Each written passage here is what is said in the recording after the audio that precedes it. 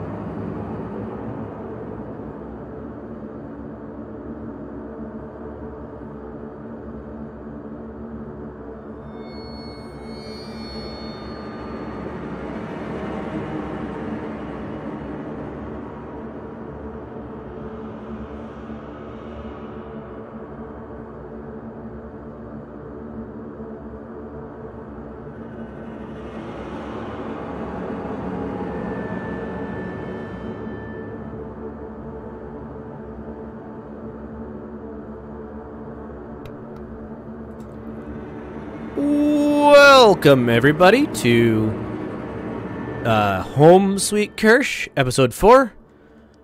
Is the 4th episode, and we've got some interesting stuff going on.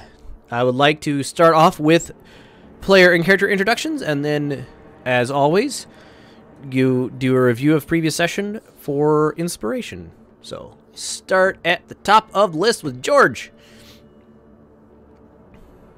I'm George Mallory, and I will be playing as Alfonso.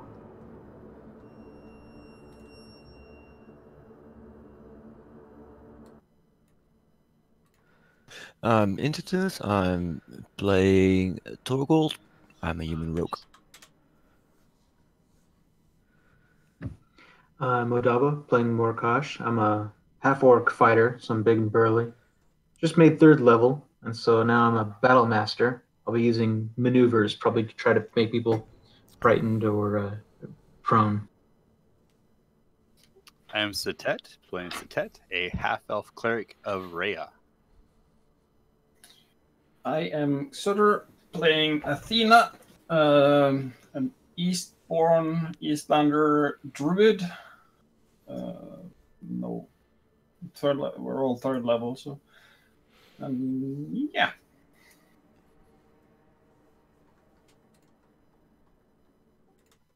All right, who wants to sum up?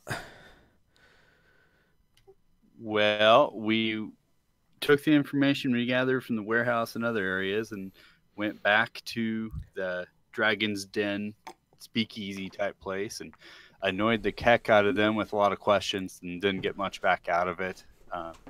So then we went out to investigate on our own, and there was specifically a need to repair the window.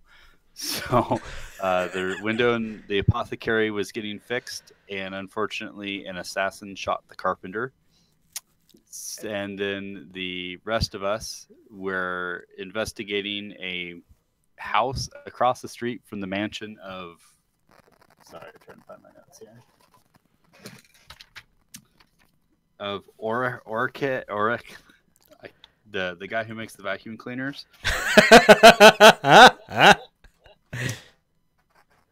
And we sort of broke our way into that house with some, I guess, conversion therapy and a charm spell, and then promptly got attacked by his mercenary guard minion guys. And upon beating them, we talked to the butler, who was scared and basically spilled the beans about basically Oric was essentially just a rich pawn working for Diane / Anya, and just then we had the city guard. After some discussion, we had the city guard essentially Auric, so that we would not be the direct one for it. All right. So we will open on the. This is the. You are all in the government district. I'm going to go ahead and put narrate everybody together just so that everybody can be here. You guys are all in the government district. It's fairly late in the evening, say 7 or 8 p.m. My power just flickered, so if I go offline, I am very sorry. Hopefully not. Hold that thought. We may not be having a session today. Everything is fine. Everything okay. You guys are all led into fairly large stone building. The courthouse would probably be the closest association you could all think of.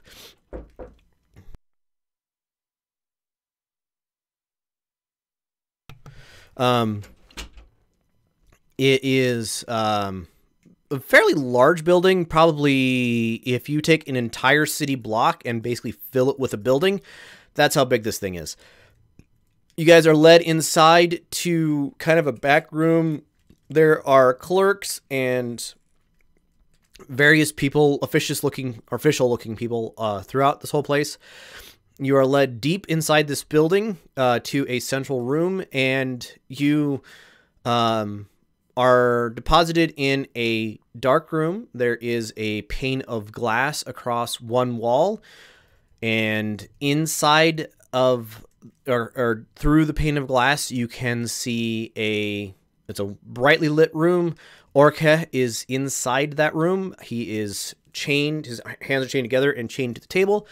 And in this room with you, you have Natasha and her daughter, and a person you don't know, but also looks to be related to Natasha, and a couple of bureaucrats. Or you're not sure who they are actually, standing in the room with her.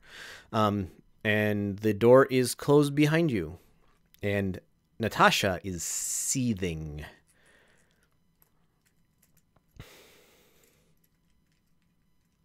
She looks up to you as you enter and kind of gives you a half a smirk. So, you have found the traitorous person. What are you going to do with him? We have found a traitorous person.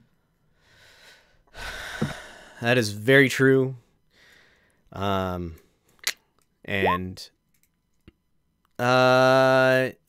the common knowledge about lying to a prisoner to get a confession? We'll cover that in a moment. The short answer is, Morkosh, you are allowed to do so. So she kind of looks and looks at you and goes, I fear, or I am sure, that any one of me or mine go in and talk to him, and he will not live long enough to give us any useful information. So I had him put into this interrogation chamber, and she kind of motions across the room, or across the window at the room next to you, which is, brightly lit, and says, he is in an interrogation chamber. I see you have a couple of city watch people with you, Morkosh and Hollock. You may or may not know, there is the room is helpful with extracting truth from those who would like to lie. Out of character, those of you who would have some knowledge of this sort of thing, it's got some sort of truth spell put upon it. She says, if you are capable of lying in the room, more power to you, but most people cannot, and the the longer you're in the room, the harder it is to remain untruthful. And he's been in there for, she kind of looks at her watch, about an hour now. And he should be well and ready for questions that you may have.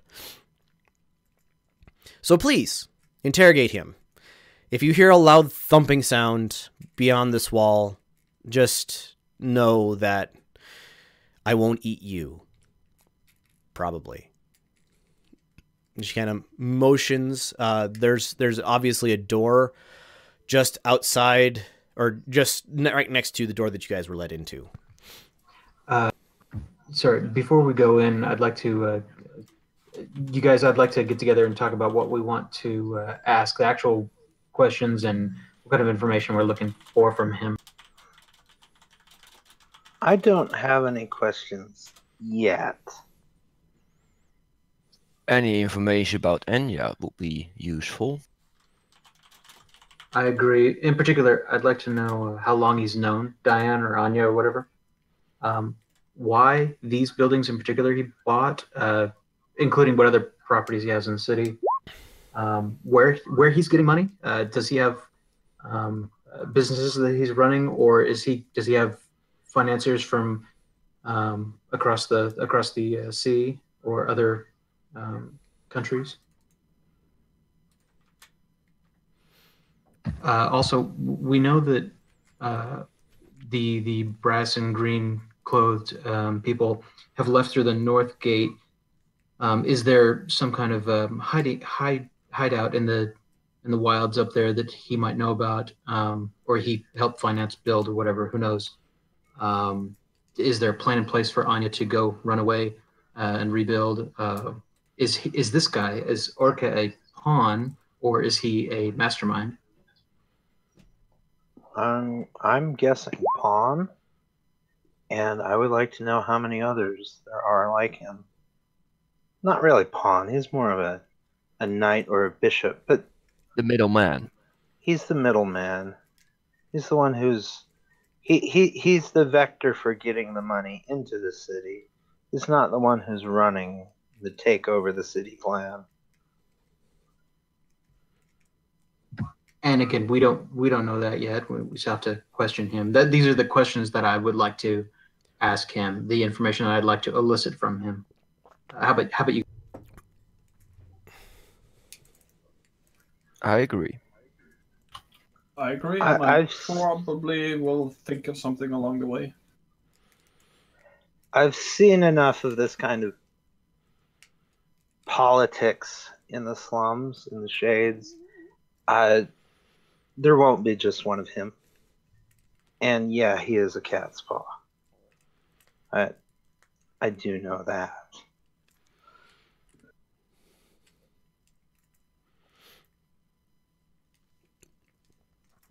All right. As you guys go to enter the room, there is a guard outside of it, and he kind of points to a table just off to the side. He says, please deposit weaponry outside of the room. I can't have you killing the prisoner. It's really expensive to bring them back, and they may not want to come. Sure, no problem. Yeah, I do want to palm a dagger if I can. Yep. Give me sleight of hand. His passive would be a 14. So if you beat a 14 on a sleight of hand, you may palm one or conceal one small weapon without worry about it getting noticed. Otherwise, he stops you as you enter the room. I'll just leave the staff. Don't need it in such a small room. Okay. And he does, any obvious weapons as you guys go in, he makes sure that you don't have anything obvious on you. I roll up my sleeves, cast prestidigitation. I now have these beautiful blue lines down my arms, and 2 daggers in my boots, and I turn to him and I say, the daggers are not the dangerous part, and you can't disarm me of me. Fair but enough. I promise not to kill your prisoner. Fair enough, but please leave the daggers outside. I wouldn't want I wouldn't want to get in trouble with my boss. He kind of motions towards the closed room where you guys were just left. If you insist. Yes, I do.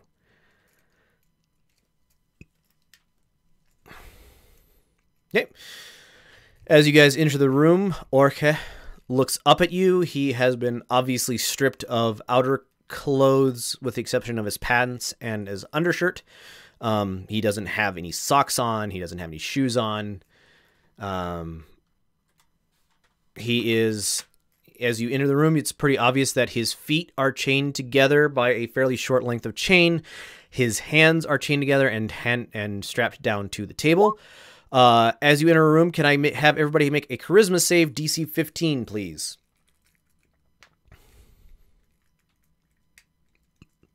And if you succeed at the DC 15 charisma save, you may tell lies. About every 10 minutes, I'm going to have you remake the save. Where do I find saving throws? Should be on your character sheet. There are lies, and then there are lies. So the zone of truth does not prevent you from being evasive. It will prevent you from telling a thing that your character believes to be not true. And it's a little more involved than that. If you are a sociopath and can carry multiple truths inside your head at the same time, it's magic. It can determine which one of those things is actual truth and bring that one out. If you don't know something, it can't make you know something. And if you believe 100% something to be true, then you will be, that is what you will say, I guess is how I'd put it.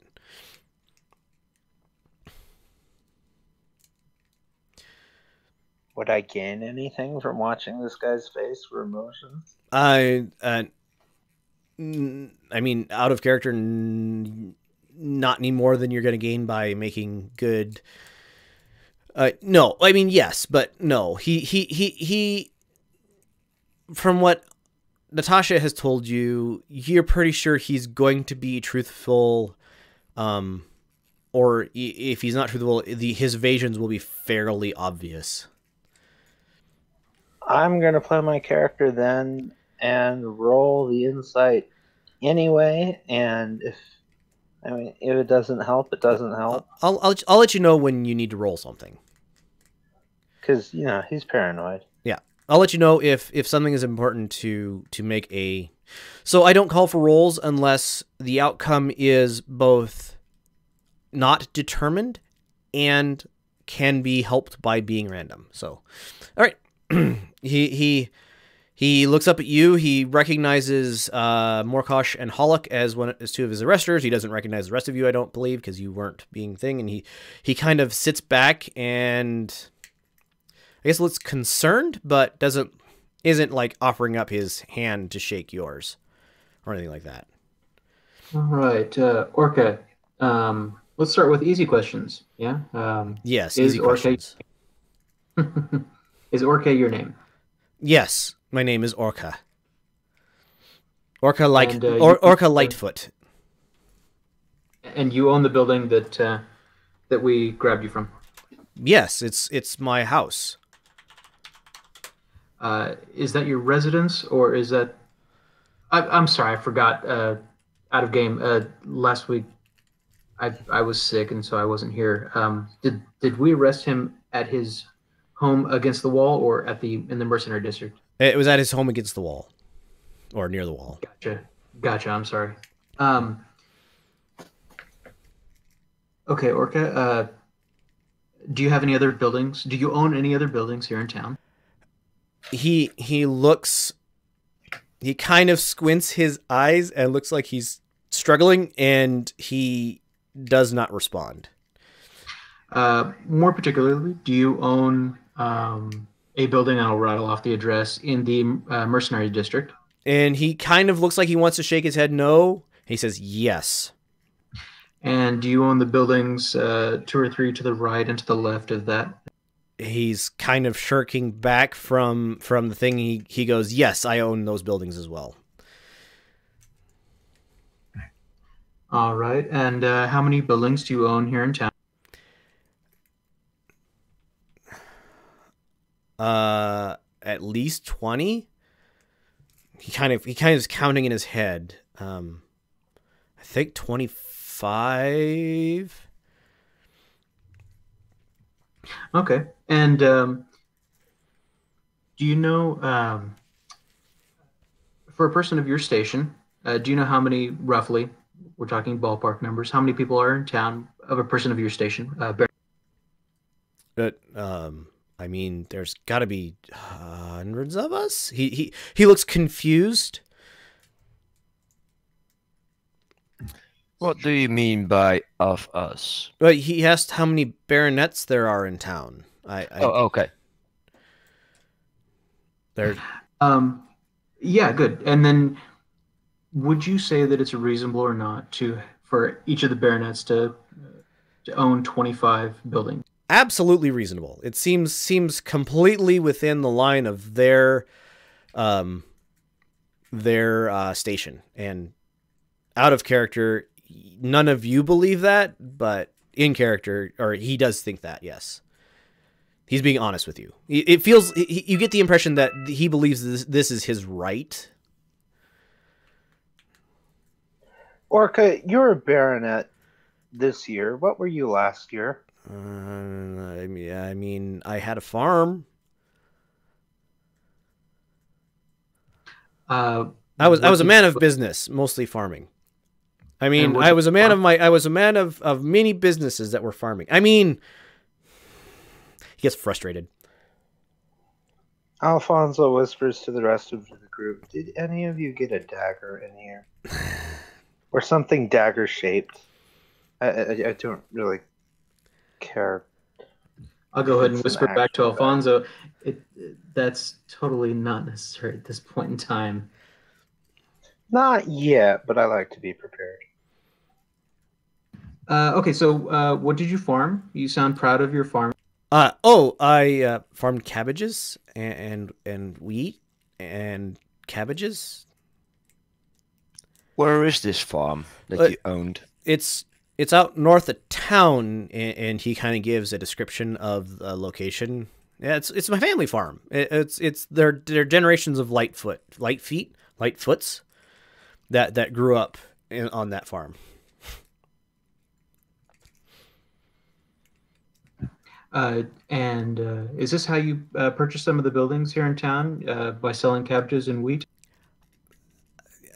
I would like to think that my sterling reputation led me to be able to do that. And he's definitely evading the question. Is reputation worth brass? I mean, if a man is without reputation, what does he have left? But no, it doesn't buy buildings. Yours seems to have. Yes, it did. Where did you come across the money for your title and your 20-odd buildings? I entered a business relationship. A business relationship with who?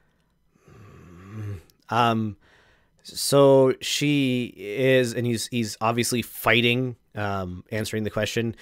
A very important person a very important person. I think she's maybe a noble from another city, or I'm not 100% sure. So she's from Convergence, and he starts rambling a little bit, and he eventually spits out the name Diane.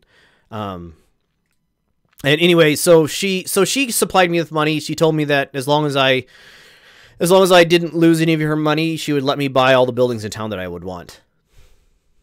And what did she expect out of this deal? I think she was renting the buildings from me, or I think that's what she wanted. She really needed a bunch of buildings for something. Okay, so she wanted the buildings, and that's for truth. And I had to get at least 15 of them, and they had to be at least, you know, and he kind of describes a fairly wealthy, and they needed to have like accommodations for at least 15 people who would live there by themselves, and then a couple more buildings that would have probably multiple people in them. I'm assuming she wanted to either rent them from me, or she had she needed them for something else. I'm not 100% sure. Did she ever actually tell you what she wanted these buildings for? He thinks. No. Now, as a self-professed man of business, don't you think that's a little odd? Well, she had the money, and I was the one making the deals, so I'm assuming she came to me because I was a deal maker. I could get the best price for the buildings possible. Intertooth and Morkosh, you saw the bill of sale, right? Yes. I wasn't there. Oh, it was a Hollock. And, So Intertooth, you saw the bill of sale. Give me a. They don't have Streetwise anymore.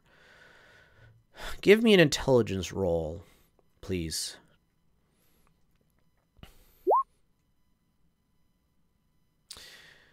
All right. Nothing. All right. Let's get back to your family. Back up at the cabbage farm. Yes. Was it a large family? I mean, I didn't have any brothers or sisters. I ran the farm myself. My parents have a nearby farm that they also farm. Did your contact then specify which buildings you should buy, or where the locations should? Yeah, a couple of them. Like she wanted the warehouse.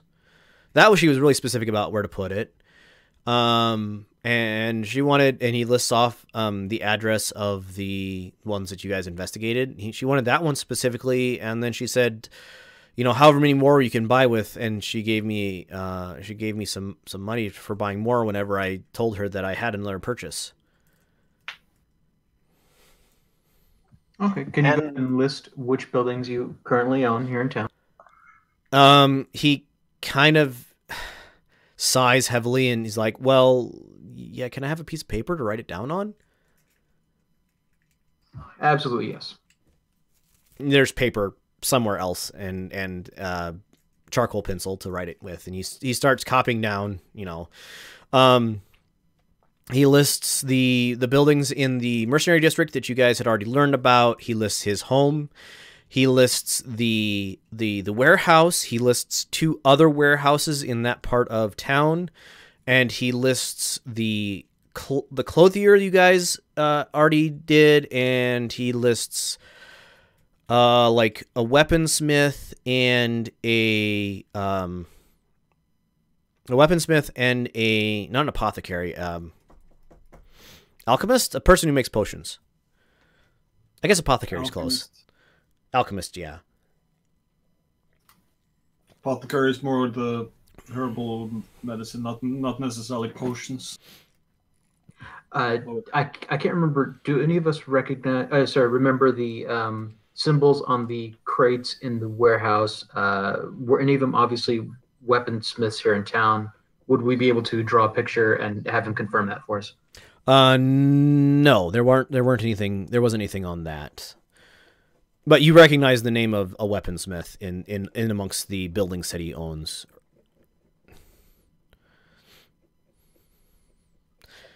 It's like, Mr. Orca, do you realize that your house was renovated in such a way that it was functionally a barracks?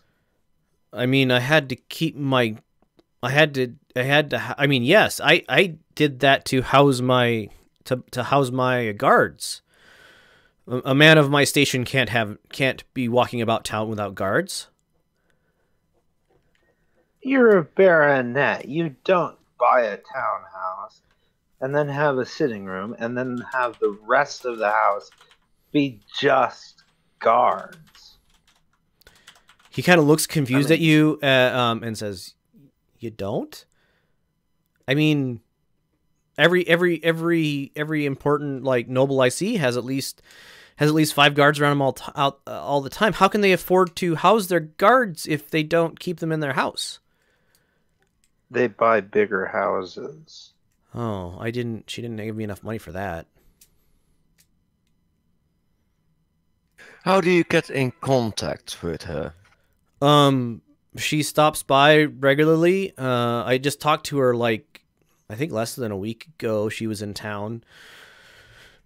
She's a very important business person. She can't spend very much time actually in Kersh, so she stops by a couple times, once or twice a month, and we talk, and she tells me what I should be doing for her. Okay, what was your last talk about? Oh, she told me that it wouldn't be long until she would be completing her big score in town, and then she'd be able to pay me my final dues, and I would get to keep some of the buildings. Given I motion towards the paper where it's written down everything, and specifically point out the tailor and the weaponsmith.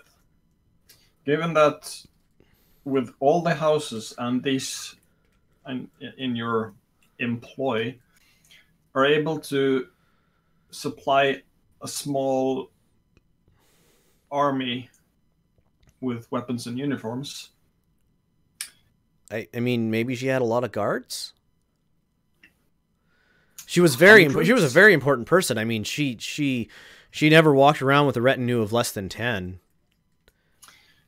Orca, are you really this naive? He looks at you. No. Yes. What's the right answer for this?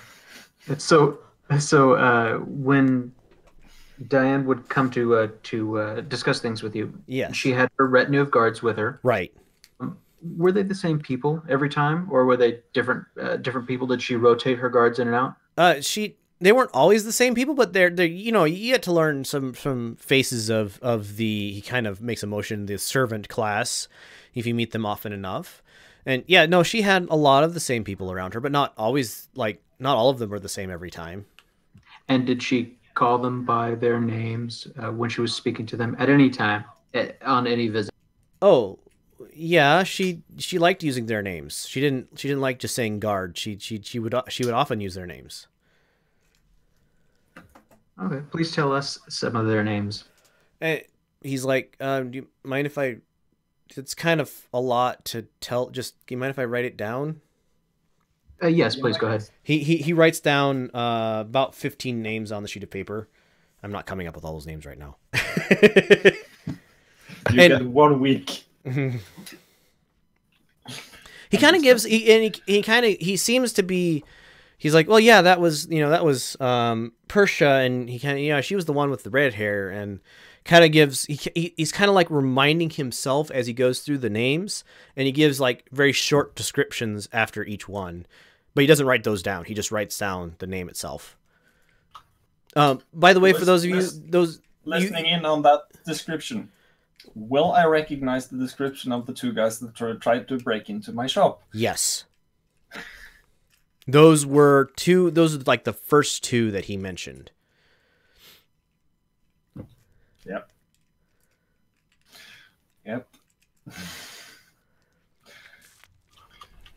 When he's done writing down that,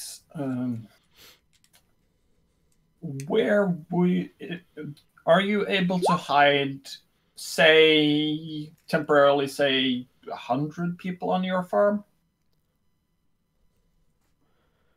I mean, if you put up a bunch of bunks in the barn, maybe.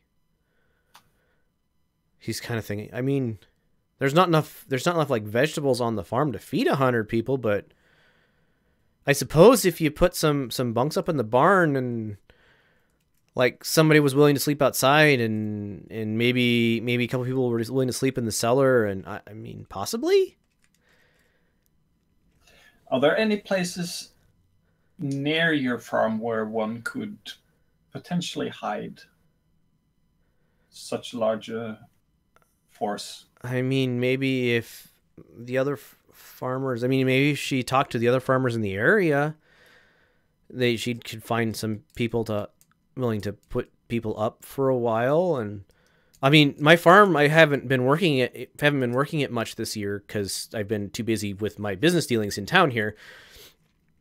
So she did offer, you know, somebody to help watch my farm, because I couldn't leave my farm without somebody to watch it, because I mean, it's gotta stay in the family. So I mean, she did say that somebody could stay out there and help run it while I wasn't there, like plant the cabbages and stuff. Do you still have contact with the farm? Yeah, I go out there like once. I think I went out there a couple times, and it seems like it's going fine. I mean, the vegetables are growing, and the wheat's like not quite ready to harvest yet, but it you know, in a month or two. But no new faces at your farm that you could see? Well, no, just the person who's helping to like work it for me.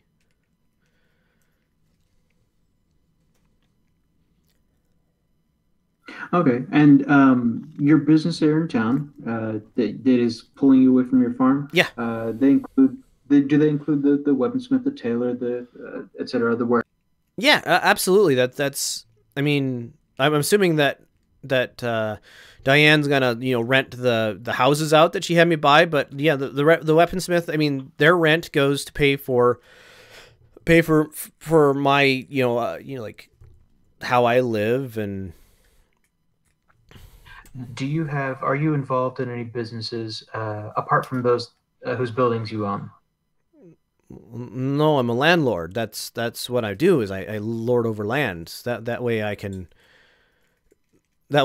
you know, spend my time making sure that, yeah, no, I know. Are you aware if Diane, when she visits and talks to you, if she meets with other people in town, you know, in this city? Well, she's a very important person. I mean, she's a very important foreigner. Obviously, she has to meet with other people in town.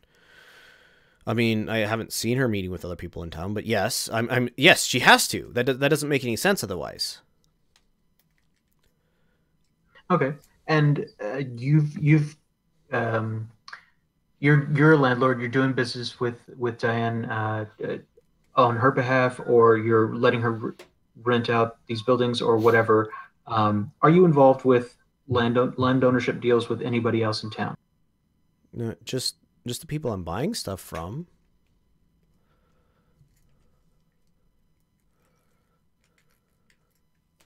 Out of character, just for my information, Diane was from the conference or something? That's not a city. Convergence. It is the former capital of Gosan, another major city on this continent. Okay. It's a good probably 2 to 3 week walk from here if you were to walk it.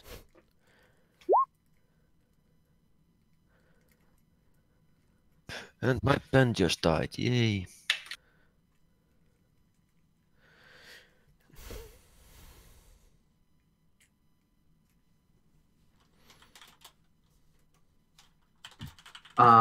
When were you first approached by Diane? It was about 8 months ago. And this is back on your farm? Yeah, or was it was back on my farm. That was where I was at. I didn't live in town yet. How did she find you? What was your reputation? He kind of like puffs up a little bit, and honest business farmer. I mean, honest businessman. I mean, I had a couple businesses, and they might have gone under a little bit, but I had the reputation for being honest about it. I mean, I was a great business. I mean, I wasn't a great businessman, but I had a lot of businesses before this. failed businesses? Well, I mean, yeah, I was just waiting for my, like, the right business opportunity to come along. So the previous business opportunities obviously weren't the correct one. And these would be on the public record, correct? Well, yeah, you have to register when you start a business.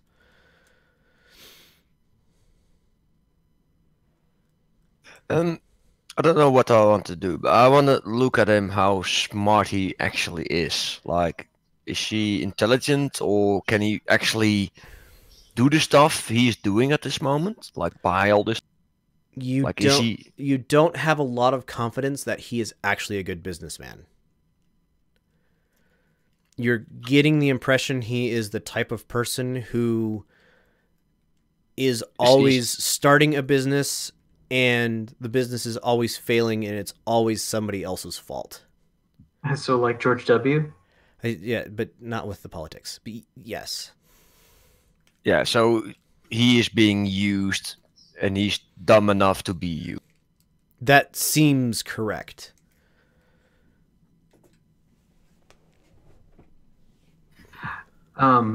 Okay, let's talk about your family a little bit more. Has anyone in your family ever held a noble position such as you hold now? I mean, no. I'm the first of my line. Also, no. And this was, I think this was the ultimate cause. I mean, you got to have a noble title in this town to do anything. And so I think this is why my other businesses were failing, because couldn't afford the noble title. And without the noble title, I mean, nobody takes you seriously. Speak for yourself. I'm doing quite all right without a noble title. I think it's you. No, that's not right. It's got to be the noble title. Nope. This is Athena rubbing it in. He looks at you confused a little bit. I run a shop. I'm not noble, and it's going quite swimmingly. Yeah, but do you own your shop? No. But you were trying to start businesses which aren't there now. Well, I mean, now that I have a title, I've obviously been able to run businesses. Because Diane has been paying you to try and run business. Well, I mean, yeah, we're gonna have the big score. I mean, she that's why she came into town this last a week ago. Did she mention what this big score was? No, other than it was gonna make me rich. Or dead. With all due respect, you having a title now has gotten you here in the cell. He looks around. That's better than being on a farm. I mean, as soon as I get out of here, I'm gonna go back to my businesses and it's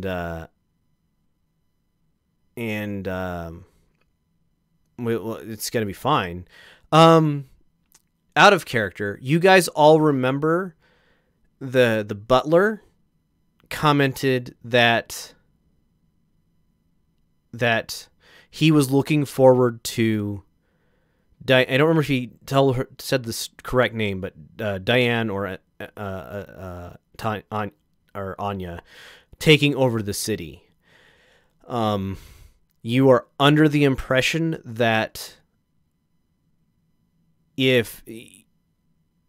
unless this guy is a lot more cagey than you're thinking, he either doesn't know that or he doesn't believe that is what's going on.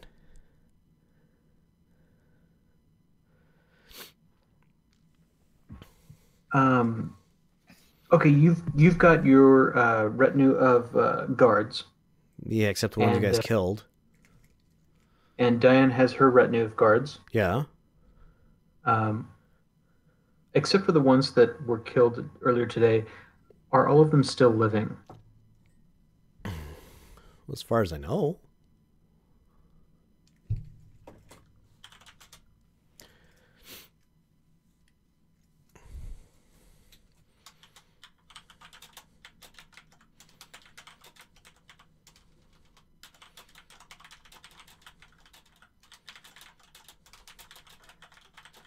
Well, Natasha, the good news, he's an idiot and a cat's paw.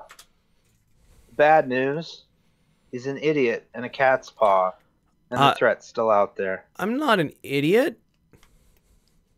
He kind of looks hurt at you. Think about it a while, Orca. You're in a room where you can't lie. I mean, yeah. This would have been really handy for my business deals. So, how much does it cost to set up a room like this? More than you will have when you're done here. Oh. Because it'd be really useful for business deals. I'm surprised more people don't use it. When Diane comes to visit, does she bring the brass along with her, like cold hard cash, or do you have a ledger on file with someone? She she has it in a bank, like, because you don't want to be carrying around that much. I think the first thing she does when she gets into town is she drops off trade bars and stuff at a local bank, and she has a script that she writes out, or she has, it's an account. I have to write it in the books to make sure that it's correct, but she, I have an account that I pull against and on the Owlbear Bank. And so when you purchase a building here in town, property here in town, you're giving the account number to the official. Right. We're working together with, or I'm working together with the person I'm buying the house from and the city office, and then we go to the bank and we sign some paperwork, and then, it's all real common stuff. You sign the paperwork, the bank takes a look at the paperwork and looks at your accounts and looks at their accounts and then transfers some numbers, and sometimes the person likes to cash, and so they take cash out, and sometimes it's just, numbers in a book, but yeah. Are you dealing with the same person in the government when you purchase each of these properties, or are they just who? No, Diane was really careful about that, saying that, I was a baronet, and so baronets might not be as well respected as higher level nobles, and so make sure that I talk to enough different people to make sure that they don't start questioning how many. Make sure I didn't have to spend more for a higher title. She's talking about how that it wasn't fair that the lower titles didn't get to buy much land, and so that, if I was careful, then I could buy more land than my title would be, and then I would make enough money to buy the higher title, and then I would, have the land and the higher title, and I could use that to get even more land and more titles. So Diane was under the impression that a baronet would not normally have this many properties. She didn't think it was fair that a baronet wouldn't have this many properties. She thought I should be able to buy this as many as I wanted to.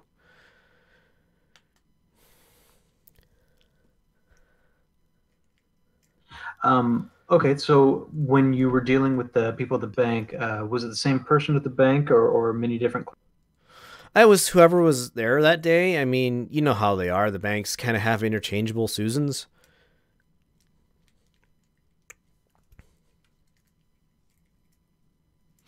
Sometimes it's a half-elf Susan. Sometimes it's a human Susan. There was even one time it was a half-orc Susan. I don't think that was a guy, though. Would that be Steve? Half-orc Steve? Or Tim, perhaps? Possibly Tim. I didn't actually learn, know their names. I walk out to the guard again that has my weapons and walk out. I'm sorry, out of character. Would Morkosh understand if the bank dealt with like account numbers or names attached to an account, or how that? Probably. You would know that they would have a ledger of the accounts.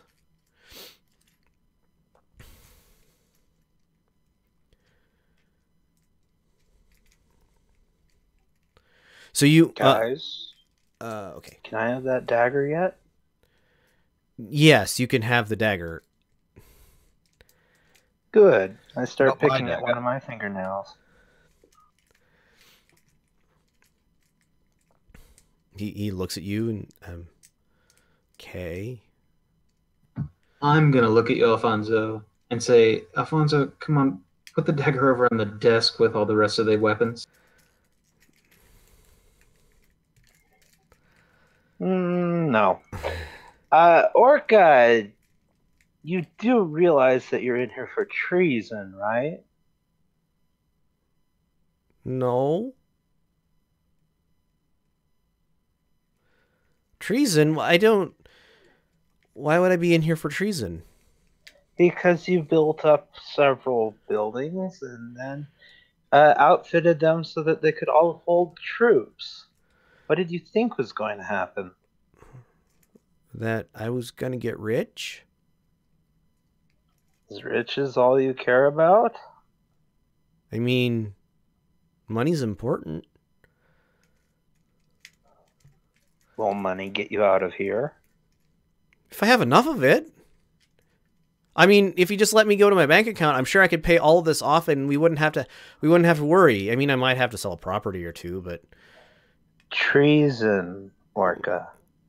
I mean, yeah. Money doesn't cure treason. He's looking progressively more worried, like it's starting to sink in.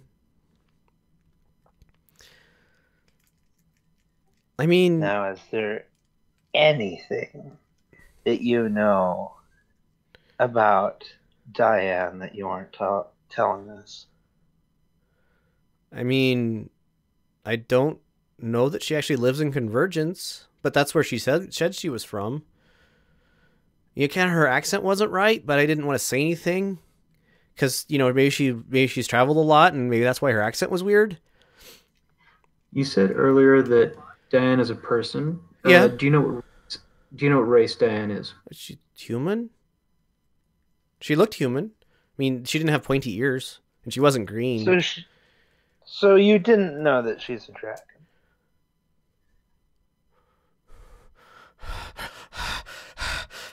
But she wasn't. She was a dragon. That's not right.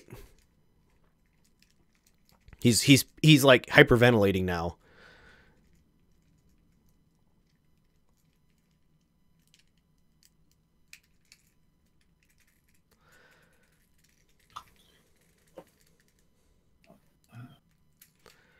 Do you know if she contacted anyone else? I don't with promises know. Of riches? I don't know. I mean, she was giving me a lot of money, so she can't have had that much money, can she have?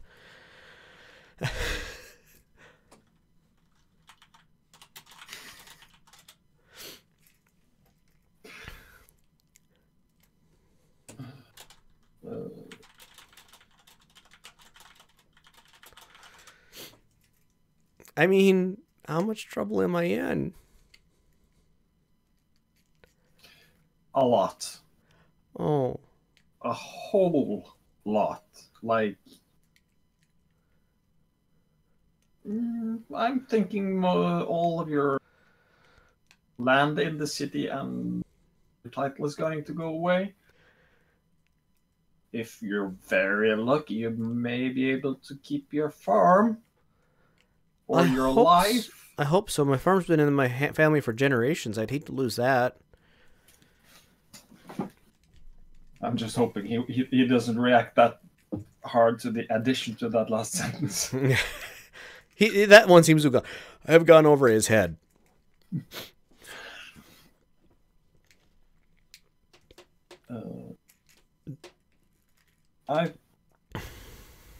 I can't think of anything else I want to ask you. I just look at him and I just shake my head. I mean, I'm whispering this to the party members, but I think we're done here. I'll go ahead and tell Alfonso back in a whisper. I'd like to get my hands on his ledgers and find out what the schedule of payments has been so far. You guys found ledgers in the house. I don't know what you did with them, but you have them still. I got them and I shared them with the. Well, I think I'll only share them with and not Anja, Natasha and Camelot. Okay. They were in some sort of code. Yes. And I can decipher code maybe, but it will take some days, I guess. Yep. Will still take days if Horgold gets the participation of Orca here.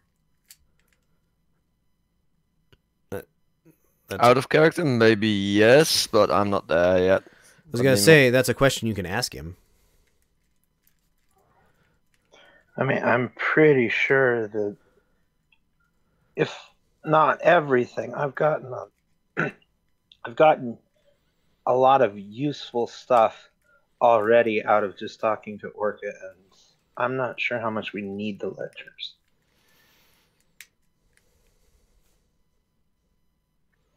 Because I'm guessing that Natasha has ledgers too, and what we're going to need to look for is someone who has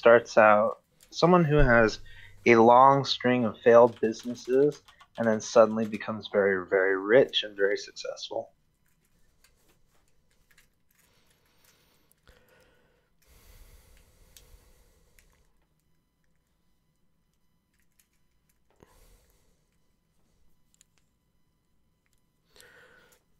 All right. You guys going to do anything else, or are you leaving the room? There's one more thing I can do, but that's that's dependent on the question I just asked. Right. Yeah, I'm thinking about that. I don't think I would. I would keep that a secret. Sorry. Yeah, hence what I wrote in Discord. The player knows that they were found and that they were in the cipher, but Athena doesn't. So I'm just going out.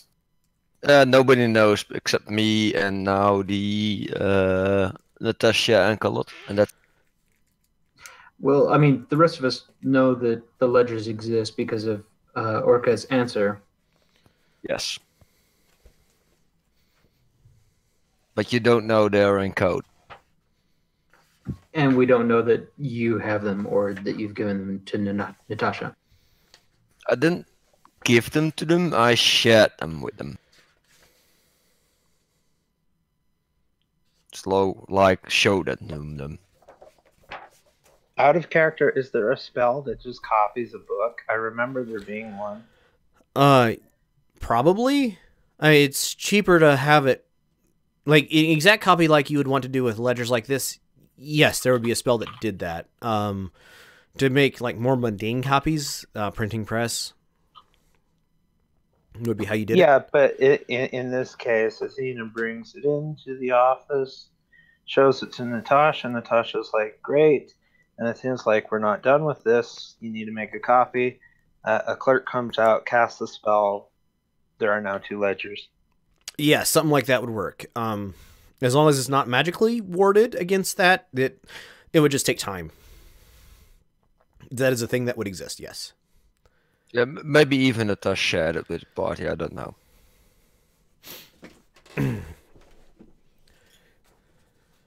I'm fine with Athena not knowing about them at all, other than his response to questions. Because out of character, kind of, because this is what my character would say too, but he does not dare say it right now. Showing things to Natasha is one thing. Giving it to her is another, and one I would not recommend.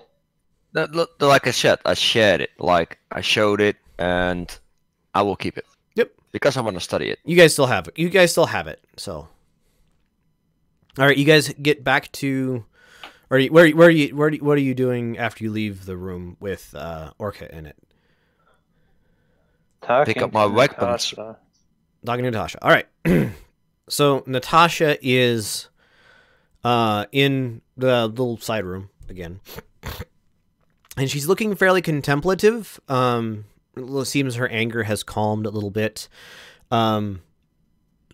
Carlotte is not in the room any longer, but the other gal is. Milady, Alfonso says with a bow. She kind of nods at you. This man is not the head. I have gathered that. Well, he's a cat's paw, milady, and in my experience in the slums, there are more than one. You're not wrong. And so she seems to be gathering people based on low intelligence and high amounts of, aspiration. They want to move up in life, but they don't know how. They're not good enough at doing it. So she looks for people who have failed a lot. Seems accurate. Once we raid the bank and get access to these accounts, we should be able to find her other cat's paws, and clean them out of the city. But we still need to know where she is, what she's up to.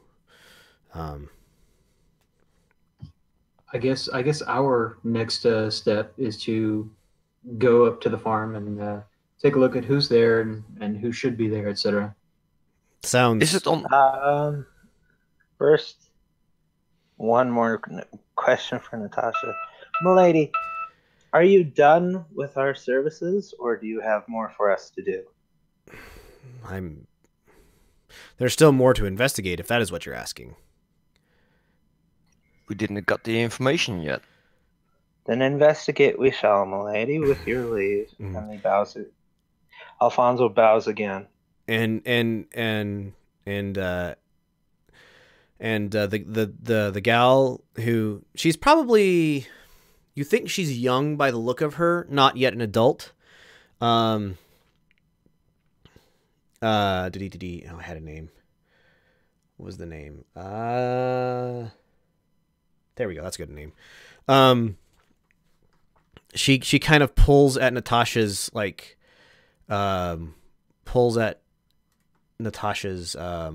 shirt collar, whatever.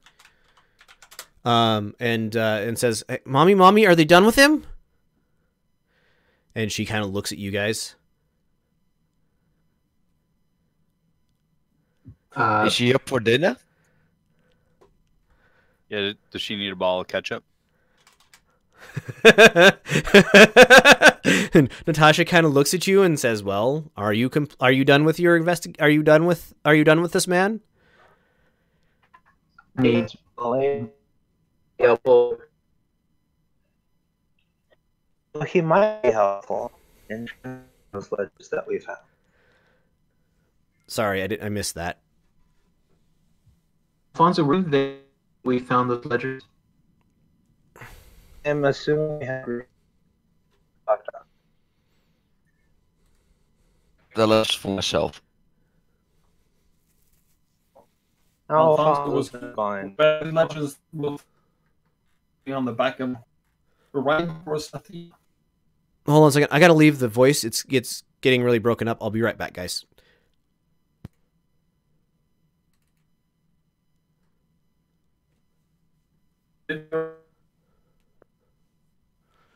I don't know that helped any.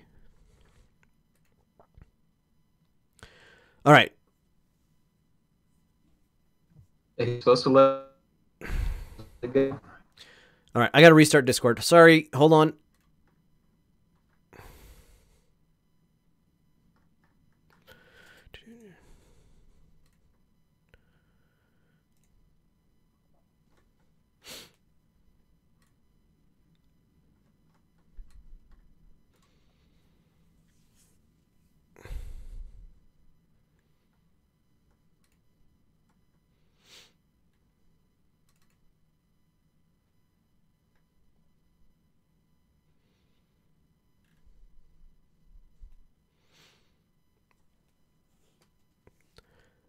All right. Can somebody please speak to see if I can hear them now? seems like the answer is no. Hello? Are there? No. No, That's it's... when Satet, you speak for a minute. with this. Hold on. We may have to switch over to the Twitch client, because it is... I'm getting about 1 out of every 3 words. Technical difficulties. So is everybody a part of the Twitch client? Can they get there?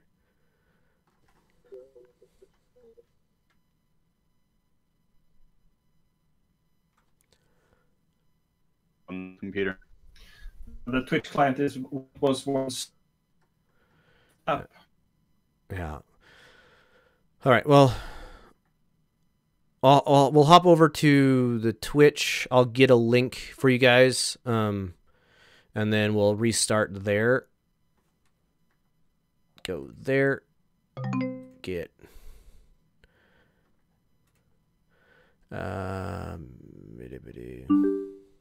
I'm leaving Discord chat right now. All right, I need a link to this room. So it's toss to other people, invite others. Copy that. There we go. And if can you hear? Can you please speak, Zerder? Hi, can you hear me speaking right now? Yes, I can hear you again. Sweet. Because I couldn't hear anything at all in the other room. Loud. I need to try and lower him. Sorry about this, guys. It was too broken for me to understand a single word.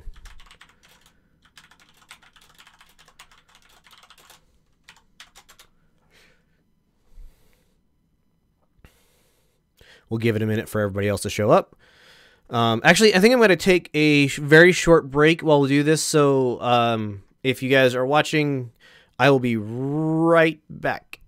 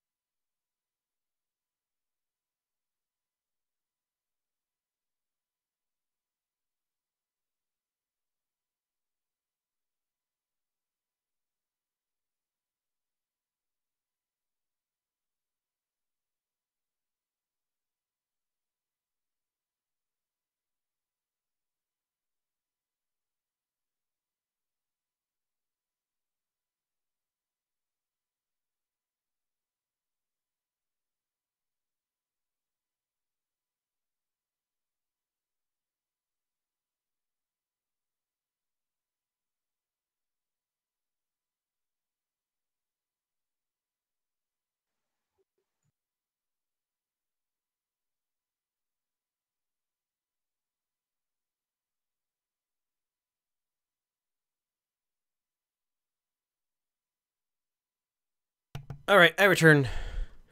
Did everybody get a chance to join in? Still missing whom? 2 people. All right.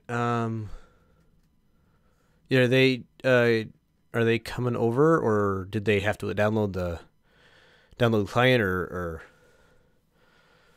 you know what's going on? I think Satet had to download it, and I don't know where Numa is.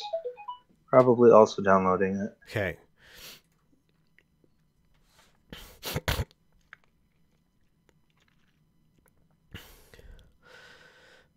Yeah, I wish there was a better answer than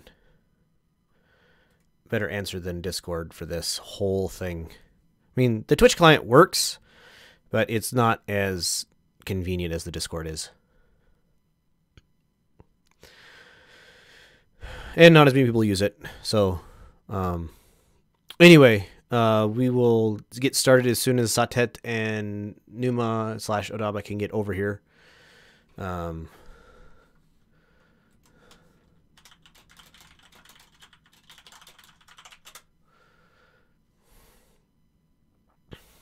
Because yeah, I don't think any of you probably have the stream with sound on, but I literally could hear about half of a word every 4 or 5 words from everybody. And I don't know how to reset the room to get it to unbreak. Yeah, you can reset the room on Discord by changing the sound quality on it and then change it back. That should pick a new server, but it doesn't always work. Okay, I don't know how to do that. I'm on it, I think. Oh, there's bitrate. I just put it down to 60. I'm gonna put it back up. Just give it a few seconds. And I think I changed it. All right, I'm gonna hop back over there and see if you guys can still hear me over here. Could you try talking to see if I can hear you now? I may have adjusted the server for that. Hello, hello. Oh, I can hear you. All right, so I can hear people. I can hear everybody over in the Discord again. So I guess we hop back over there.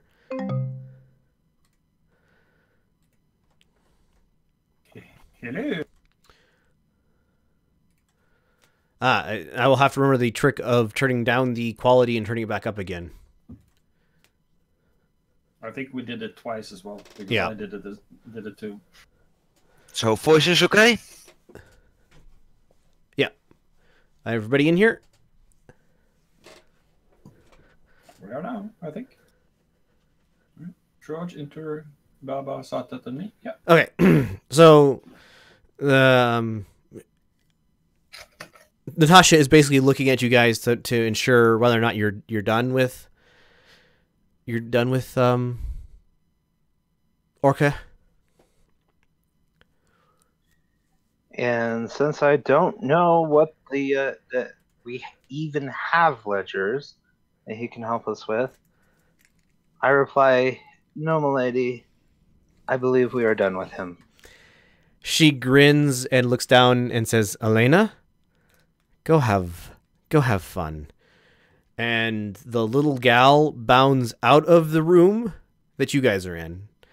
You see her slam the door open to the other room, slam the door shut, and she is pretty much instantaneously upon the door closing behind her, a 12-foot long, just she's really thin, black dragon, and the window that you guys were looking through kind of fades out, and the sound goes, "Ah!" Just kind of to nothing. And they were worried about our weapons. Wait, the screaming didn't start? This you heard just the very start of a scream, and then as the window faded down, the sound went away.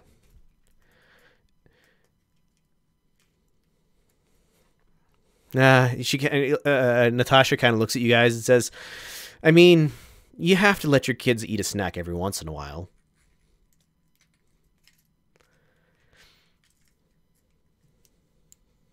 "12-foot long, black dragon. It's a snack." No, the dragon isn't this. You understand. Well, yeah, out of character. This is why Alfonso paused so badly when we walked into the dragon's den the first time. He's not amused with dragons. He's So she looks at all of you. "I believe you guys have a farm to investigate, and I have a bank to raid." Yes.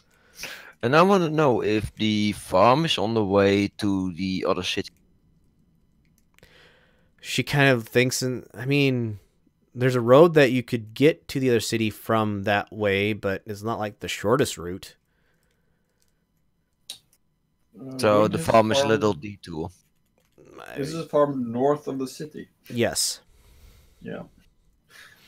That's what why I asked if it could hold that many people, because I'm pretty sure, if not 100, a lot of people went there to hide.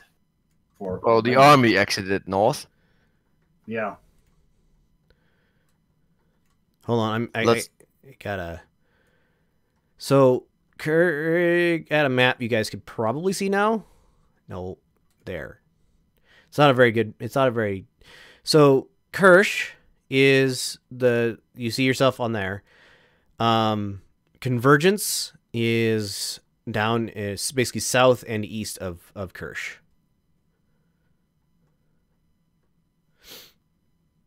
The purple lines are former country boundaries. I cannot see it in game, but I see it on your stream. Ah, you guys Same in the here. wrong tab? Should be on. We're on the Orca's house. Oh, you're on the wrong tab for this. No, that's that one right there. There you go.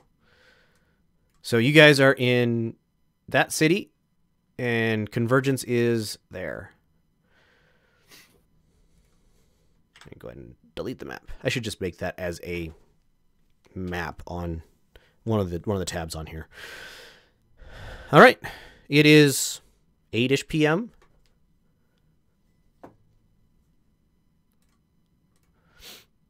Yeah, let's go out of the city in the morning and investigate the farm. I'm going to. I know I tended to the carpenter last time, but I want to go check if he has a price estimate for me. It's kind of late. You think his shop will be closed?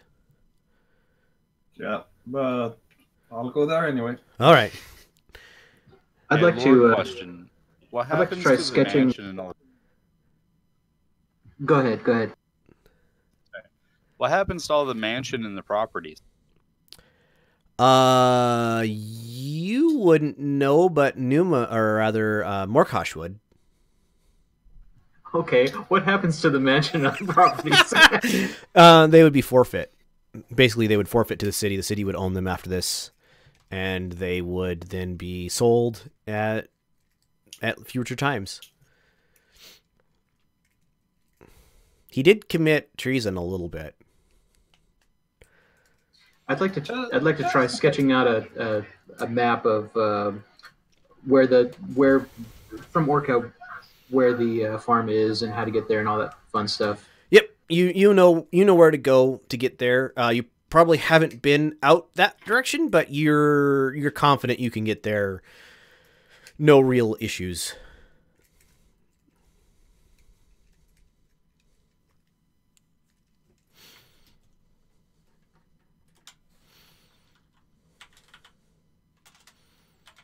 So, say that you're not going back to the apothecary, are you? No, I'd probably go stay the night in the temple and then meet guys in the morning at the apothecary. I'm at the apothecary to sleep. If we can at all avoid it, could we please keep Sadit away from the apothecary? He's yesterday he drew a crowd and a watcher who's paid to remember faces. So, if this is our sanctuary, I'd like to keep him away from it for at least a week. You guys are already being followed with agents in the apothecary. Yeah, I know, and this would just make it worse. Do you want me to find another hiding spot? Yeah, we have a rogue for a reason, right? I mean, yes, there are any number of safe houses that actually Alfonso or Horgold, you both with your backgrounds could know about if you don't feel safe in the apothecary. Well, and if Sadit absolutely does want to come into the apothecary, I also know a few methods of making it so that he isn't the same Sadit who did the big. It sounds like he was speech headed yesterday. back for the temple. All right, well, we'll go to Athena. She was going to go visit the carpenter. You knock on his front door. It's closed and locked. And not much. I mean, you knock again, not much. And just as you're getting ready to leave, the door kind of opens up, and a kid kind of peeks his head around the corner and says, "What?" I'm sorry to bother you this late, but I'll say the name of the carpenter.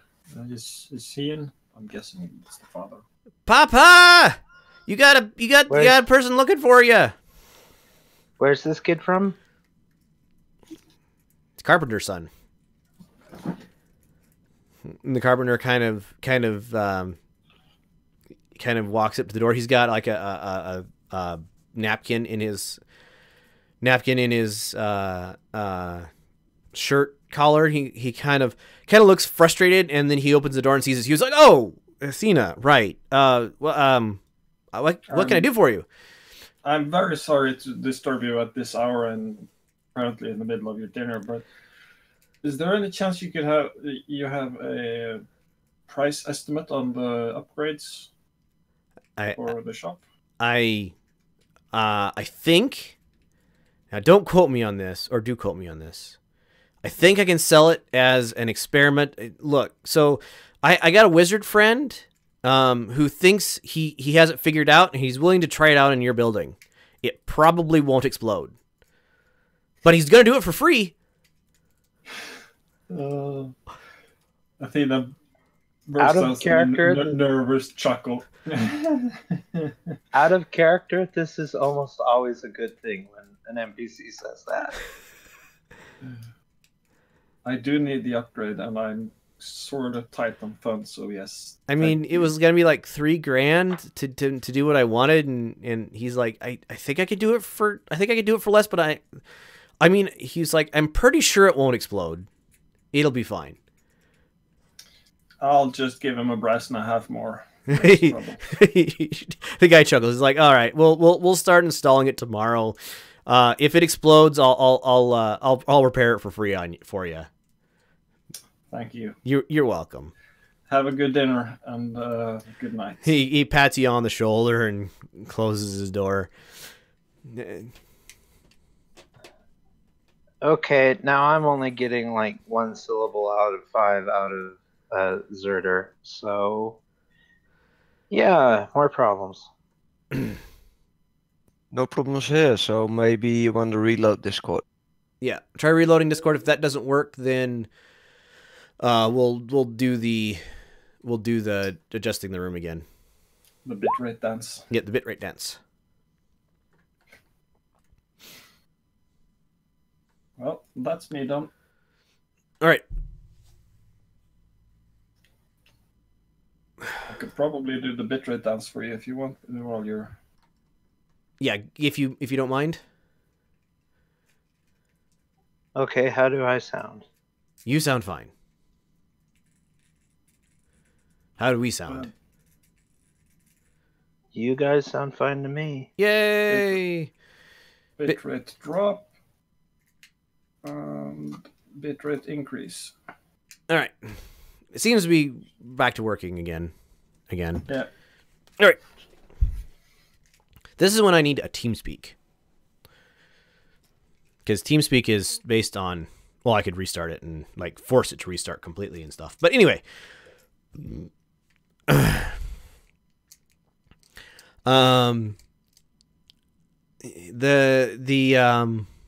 the wherever you guys end up for the night passes, and it is the next morning. Athena, amazingly, as you're waking up, as you head down to the shop to kind of look around, the carpenter is at the door with, well, he's obviously a wizard because he has robes and a pointy hat, standing at your door, kind of just looking around, waiting.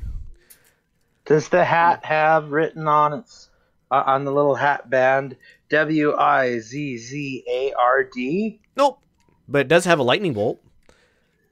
Okay, then we're probably fine. I keep picturing with that description. I keep picturing Rincewind from Discworld, the computer game. That's kind of the image I want to put in your head, but not completely Rincewind. Yeah, that's why I rejected the spelling. Yep. So they head up, Athena, they head up to your upstairs, and they kind of talk in hushed tones about what they're going to do. And after a little they- bit, the wizard like climbs out of the window, and he's got like a rope around his waist, and the blacksmith has tied it off so that the guy can like stand out there comfortably, and he starts enchanting on the window. Hey, are you guys going to fix it so that the stairs open up in the back room? Stairs open up in the back room?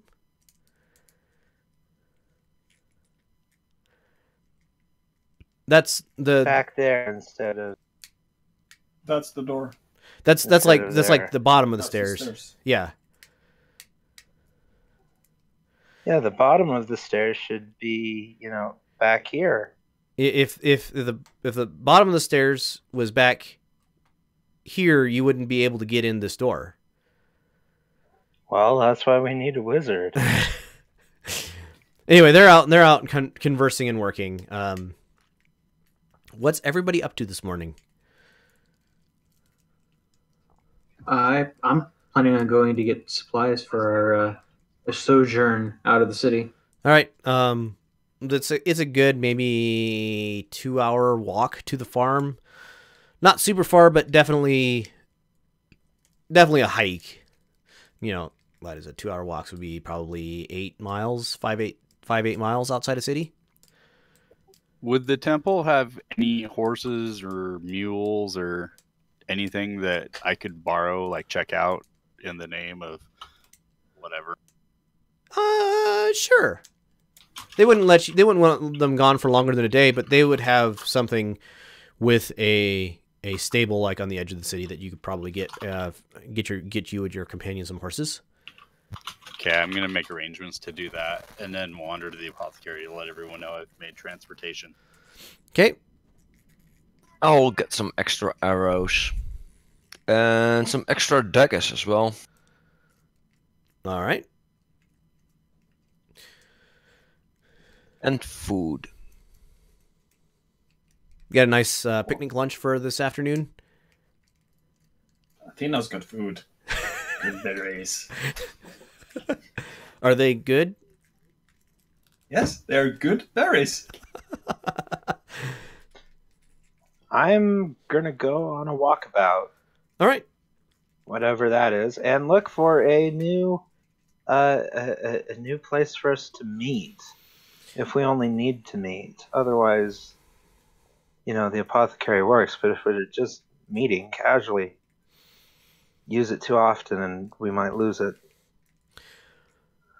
You mark yourself a couple creative places in mind, a couple that are closer to the apothecary. A good like restaurant a few blocks away that has some back tables that are fairly well like protected from overhearing. You're pretty sure like there's an inn, not an inn, a cafe that you guys could meet at. A little further away than that, kind of the same thing. As long as we can sit with our backs to the wall and not to the windows. Yep. I mean, like the restaurant wouldn't have windows necessarily, but the cafe would. I mean, Alfonso just learned that this week. Never have your back to windows. Yes, you had a lesson in that with one nearly dead carpenter. I should probably give the carpenter a name. I don't want to worry about it right now. All right. If you want to give the carpenter a name, Athena, go ahead. All right. So you guys gonna head out in the morning? You gonna wait for Athena to close her shop? So then head out in the evening, or what's the plan? I'm thinking I'm shutting down shop a couple of hours early today. Okay. So just early afternoon. Yeah, something like that. So you aren't going to help me learn how to make the healing salves yet. We've got plenty of time for that later. All right. So the day passes. The shop is kind of quiet today. Not abnormally so, just kind of quiet today. Athena, you're pretty sure that it's a good idea to close anyway because you are starting to run low on some of the herbs you use to create your poultices and potions. I think a couple days of gathering would get your stock right back up to normal. Yeah. Yeah. I've just put out the sign in the window or something was like closed for increasing my stocks or something like that. All right. You guys all gather up at the horses. There's a horse apiece, unless Statet has something else to say. They have, bridle and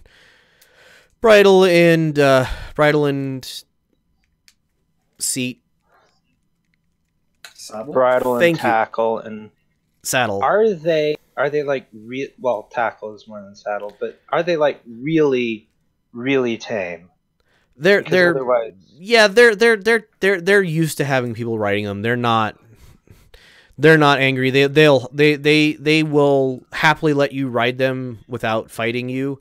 You're not under the impression that taking them, like trying to stomp on somebody with them, would be a very good idea. They do a good job of like avoiding crowds. They're used to Well, people. I got you a saddle with the seatbelt, Alfonso.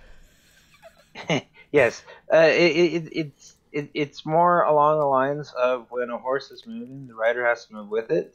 I believe there used to be a riding skill, and Alfonso does not have it. There's still a riding skill. It's called animal handling nowadays. Yeah. He doesn't have that either. It's Yes. just Same here. a wisdom check, and anybody can just take 10 unless they're being shot at or whatever. Yeah, so you can ride a horse without having to make any checks, unless you are trying to ride the horse in a stressful situation. You're trying to ride it into battle. You're trying to use it to like run away from somebody. Oh, so this is like controlling the horse. Right. So Al is still going to be pretty sore at the end of the ride. Yeah. So you guys get on the horses. It'll be a good couple hour walk. It means it's still probably an hour and a half by the horses because I'm assuming you're not pushing it. You guys, none of you are used to riding horses. I mean, Athena is more used to being a horse than she is to riding a horse. So you guys get out to the farm. It is quiet. By the time you get there, it is, say, late afternoon. Cicadas are singing. It's, just kind of a calm, quiet day. There's not a whole lot of traffic out this far. Before we actually get there, I'd like to use my survival skill to see if I can spot the tracks of 100 people going down this road. Yeah, go ahead and roll survival. It's been,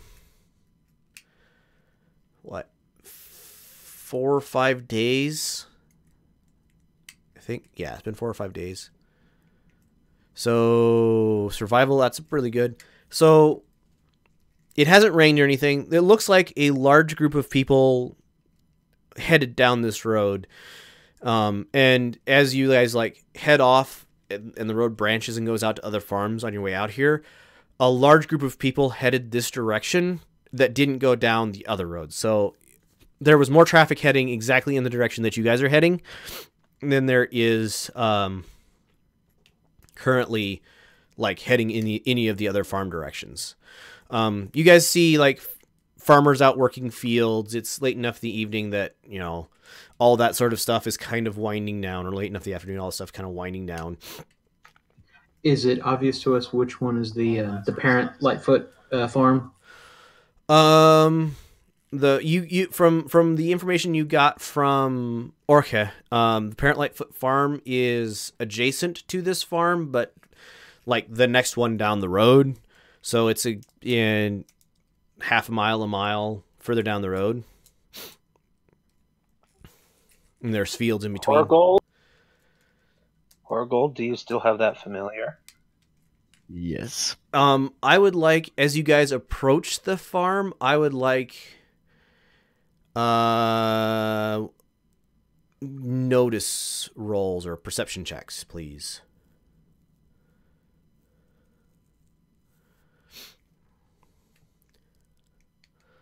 Okay. Okay.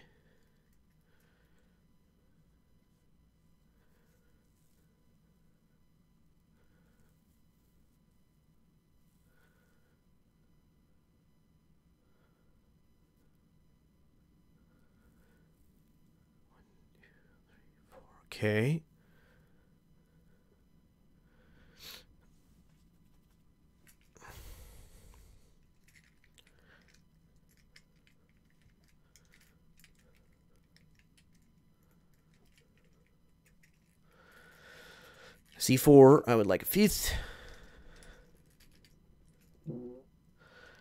Your passive perception is better than that? I mean, it happens.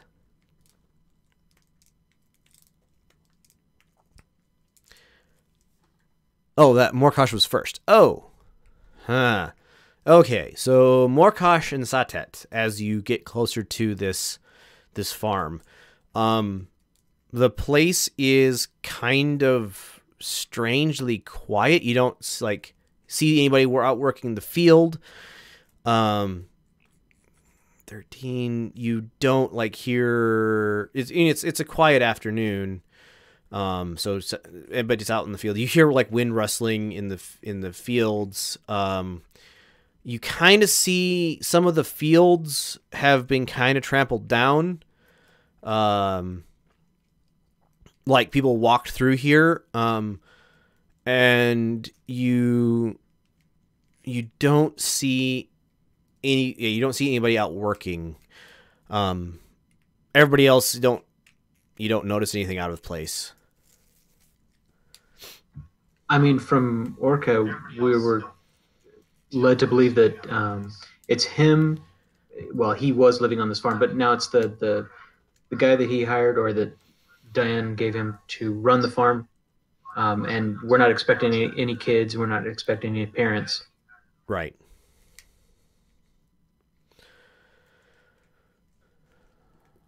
I'm going to express to everyone that it seems really quiet out here.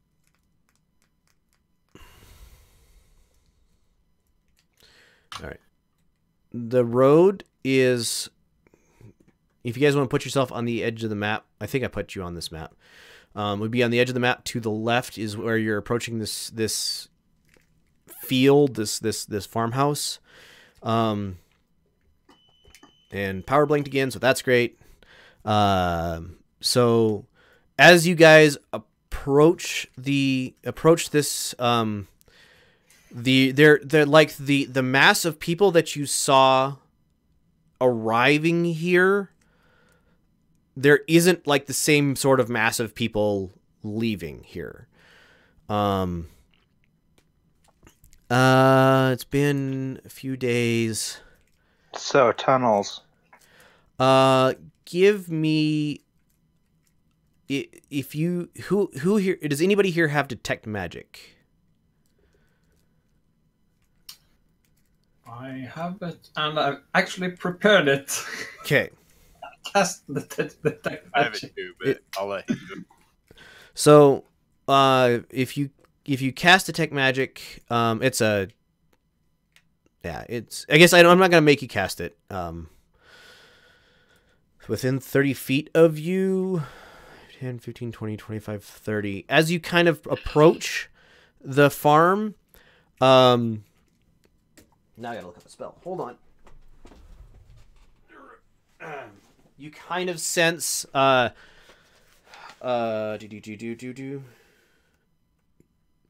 you kind of sense a pass magic.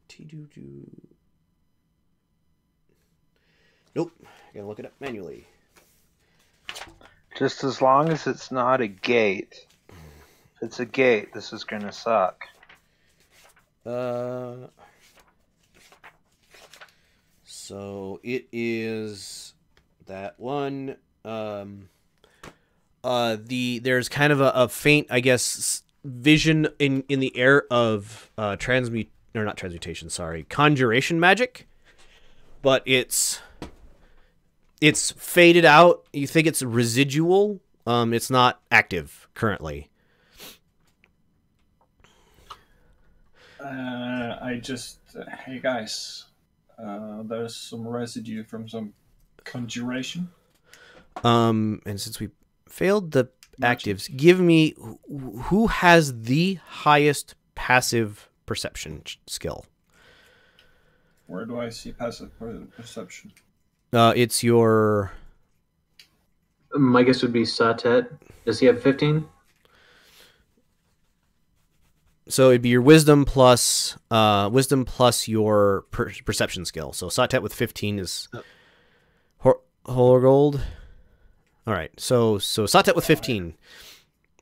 I have 15 plus and a +2 modifier on wisdom. So it would be you have a 5 in your perception skill. That doesn't seem right. All I know is what it builds when I put in my numbers. No, because mine isn't tagged. It isn't tagged. Okay. So as you approach Satet, you got like get close to the farm, you see a kind of a circle in the field right around here, where it looks like kind of there have been footprints walking towards this spot, and then there's no footprints leaving this spot. Basically, it's kind of like if you can kind of see when people walk over grass, it kind of pushes the grass down, and so you see the grass push down towards this, and then it just kind of doesn't continue on past there. You also see the door to, or you also see some like cobbles and stuff falling out from this side of this building. From where you're at, you're not sure what this pile of rubble is from. Who am I closest to here? Whomever you want to be. I'm gonna tap Athena on the shoulder, make a gesture like walking, and then a poof with my hands and point to where the footprints look like they just disappear. I'll nod and I'll probably answer in voice, not a loud voice, but sort of a hushed speak. I think I'm going to go spider and check out the house. I'll just nod. What are you guys talking about? I'm gonna put my finger to my lips. All right, I need to roll. I'll whisper. Okay. Do you guys hear anything? Is that why we're being quiet?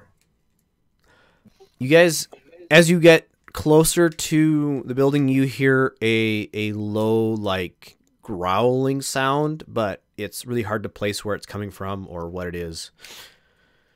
I'm serious. I'm going spider form and moving up. All right. So How loud is the growl and how low? It's probably the deepest bass you've ever heard, and it's fairly quiet, and it's kind of that sound that kind of just reverberates around you, so you can't really pinpoint it.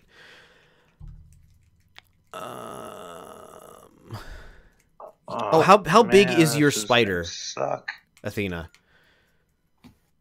last time it was about twice the tarantula, but I'm more concerned about stealth this time. All so I am making it basically smaller.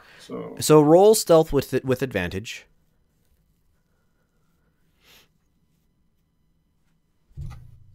That's pretty good. And that's so as you approach the house, Athena, you're walking up to the house, you're like quiet, and then you like knock over something just slightly. It's just tool you bumped into or something. You're not sure what. And you hear from the inside of the house. And then you see a giant clawed hand. Like, as you're getting close to that corner, you can see that there is a hole in the wall here. And you see a giant clawed hand kind of grab a hold of the edge of the wall and kind of pull it in as it's pulling out. And you see a head larger than you've ever seen. It is ugly. Its jaw is large. It has giant, like, spikes coming out of it. And this thing kind of unfolds itself out of the building. And it is, I don't know, 12 feet tall, probably 800 pounds. It's got kind of, it's got kind of clothes on, but they don't, like, cover it correctly. And it is looking out of the room, kind of blinking at the light of the evening, late afternoon, evening, and looking at all of you. And I am going to add a token to the map. And then we are going to roll initiative. And then... Should I roll a constitution check to see if I peed myself? No. So this guy is there. And why don't you have... I thought I had a... I thought I had a picture for that. Doggone it. Well, it's a giant creature. And it is poking its head out. And I need to look it up. Giant creature, porcine or draconic? It's big, tall, and angry.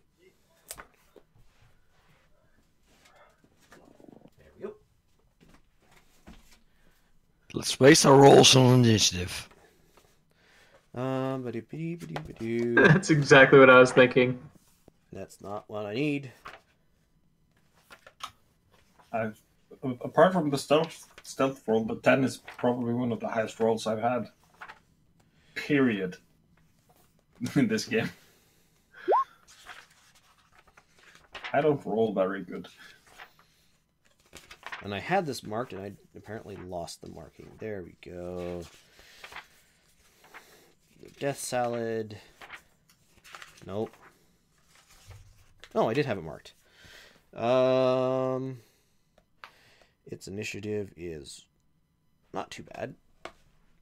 Higher than us, probably. At the D. So we have roll the 20 plus 1. Hey, it's got a 20. Yeah, waste the high rolls. All right. So we got knock this out. We have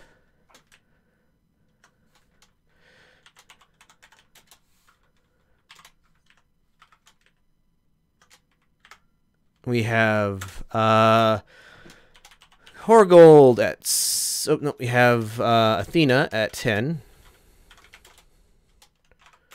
Horgold at 7.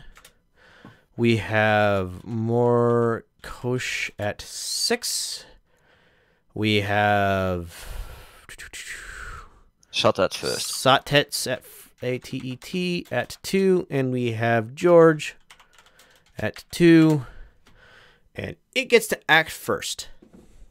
Nobody is surprised by this situation, except everybody is surprised by this situation, including the creature. So it comes out around the corner, and it sees a spider on the ground, so it's probably not going to care. And it's going to get to... I think they have reach. Large creatures tend to, or... They tend to have reach. It doesn't say it, though.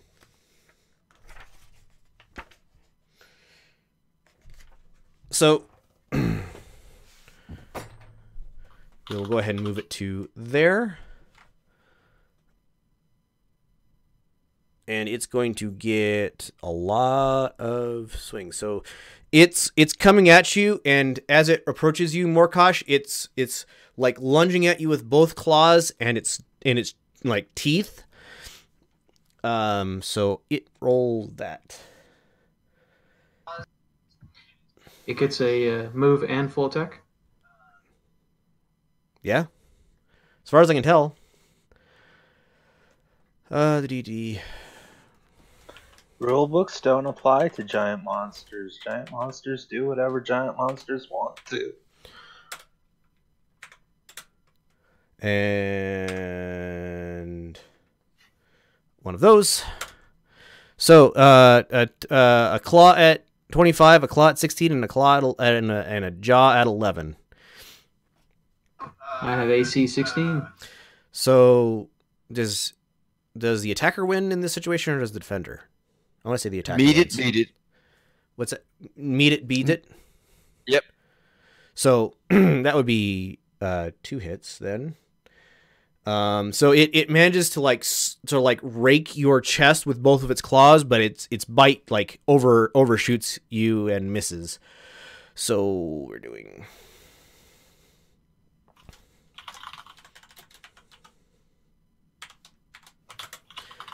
Hold on. Oh, I'm doing it wrong. Ha ha ha. Roll 2d6. So take 15 points of damage. Okay, as a reaction, I'm going to go ahead and do a riposte. Okay. What is it? Just an attack, or is it something else? When he misses, I can use my reaction to make a melee attack. All right, make your melee attack.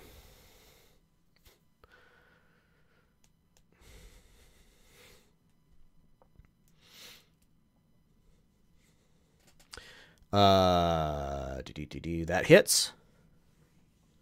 All right. You can riposte with a warhammer? Yes.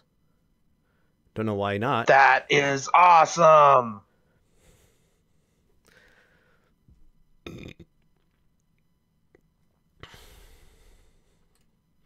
Okay, so I need to keep track of this.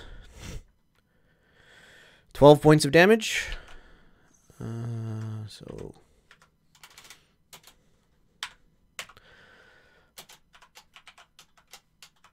all right. So you as its like head is coming past you, you swing your warhammer up and hit it in the jaw, and your warhammer kind of bounces off the thing. You think you knocked out a couple of teeth, and it gives you it just kind of at you as it's turning towards you. It is now Athena. You're up.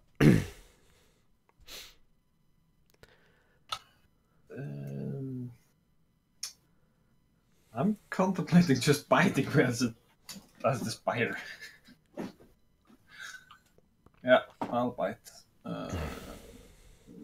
Just have to try and figure out attack stat for a spider. All right. So you pretty much have to scurry up this thing's leg to do so, but go right ahead.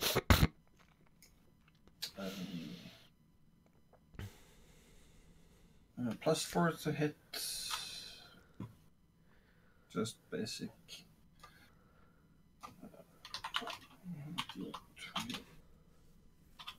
+4.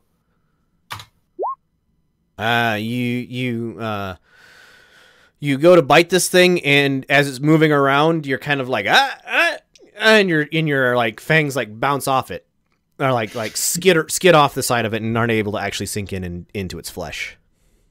Yeah. But it's fully aware that it now has a spider on its leg. And Horgold, you're up.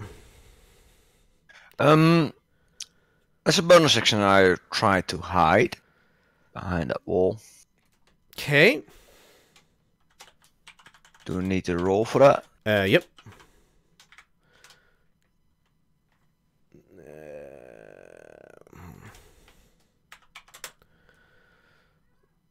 You think he still has track of you.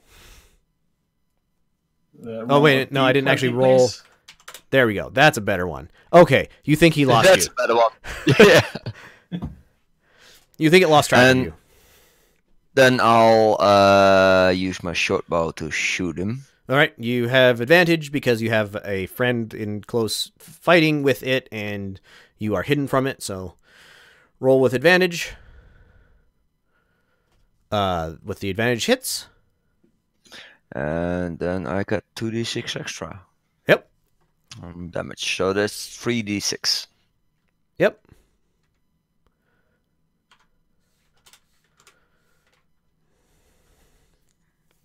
Plus whatever the add-on is.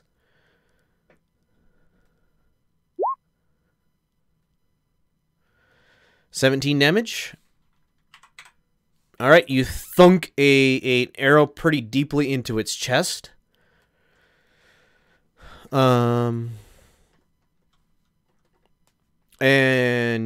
it doesn't seem too upset by this whole thing. After Morkosh, you're up. I go ahead and swing my hammer. Yep, you swing your hammer. Yep, you hit. That's a crit. 20. Yep. Great, I'm going to go ahead and menace him with this damage.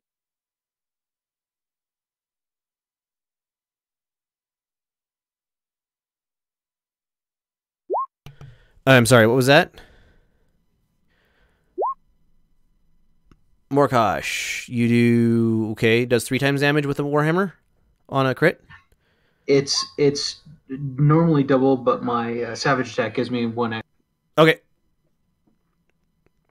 What's the D8 from? And that's a menacing attack. I burned another superiority dice, and he needs to make a wisdom save, DC 13. All right.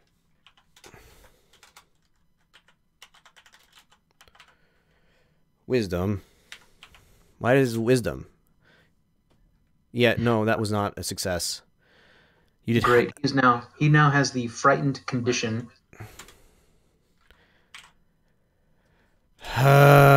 Dude, does that matter to him? Ability checks and attack rolls are now at a disadvantage while I'm in sight. And it tries to move. It cannot move closer to the threat. Okay. Don't see anything about it, so... All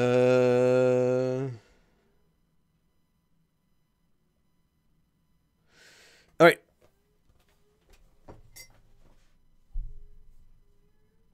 I think I need to take just a second, guys. I will be right back. Sorry about that.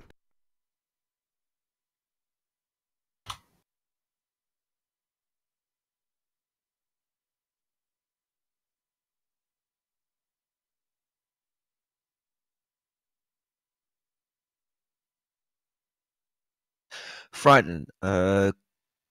Frightened creature has disadvantage on its ability checks and attack rolls while the source of its fear is within line of sight. The creature cannot willingly move closer to the source of its fear. He doesn't have to move closer. He's True. right next to it. And then True. the next move is obviously going to be to disengage backwards.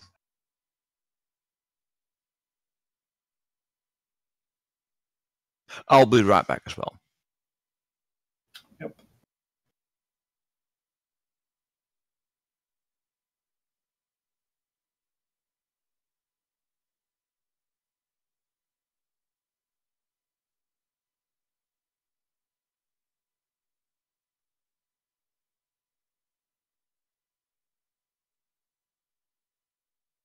Sorry about that, everybody. I'm back. All right. After Morkosh, Satet. I'm casting, or sorry, I have to move up a little bit to here, and I'm casting Bless. Okay. Up to 3 creatures of your choice. Concentration. All right. Ah. So it adds a D4 to attack rolls. Who are you blessing? Athena. Is she still a spider, I'm assuming? Yep.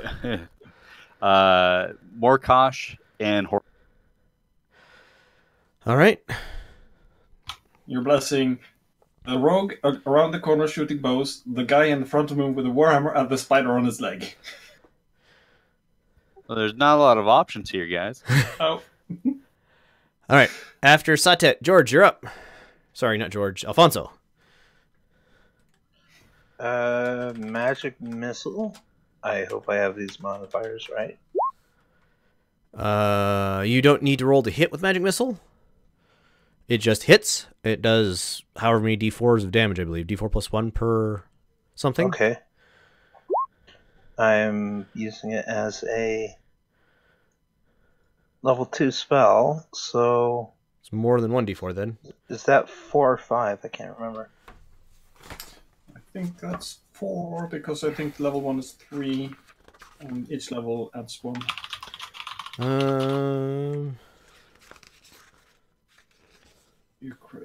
Base form is level 1. You create 3 glowing darts. When you cast this spell using a spell slot of 2nd level or higher, the spell creates 1 more dart for each slot level above first. So 44 plus 4. 44 plus 4. There, that sounds correct.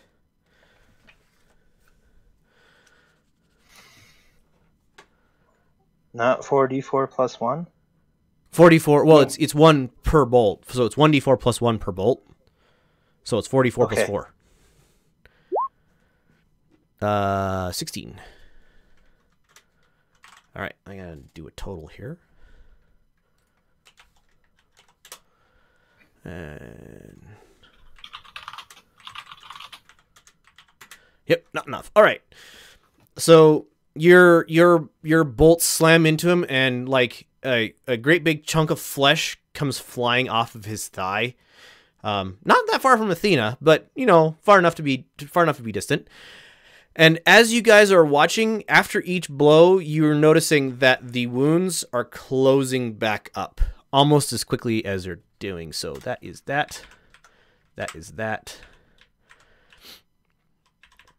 That is that, and that is that. All right. And the thing is like looks at you, Morkosh, and just roars at you. It slaps its thigh where where Mr. Spider or Mrs. Spider is, and is biting and clawing at you, Morkosh, because you are the main source of its anger. It said it got the afraid or feared condition. What was that doing again? A disadvantage on attacks. To everybody or just you? Just to everything. Just everything. All right. So you're And it cannot move closer to its frightened source. roll d20 plus. I'm gonna have to do a lot of these. 4. A 12 misses Morkosh, I'm assuming. Yeah, 16. I'm looking for 16. Okay, second round at you. It's an 8, which misses, and the slap at Athena is that, and that is, I'm assuming, an 8 misses you, Athena.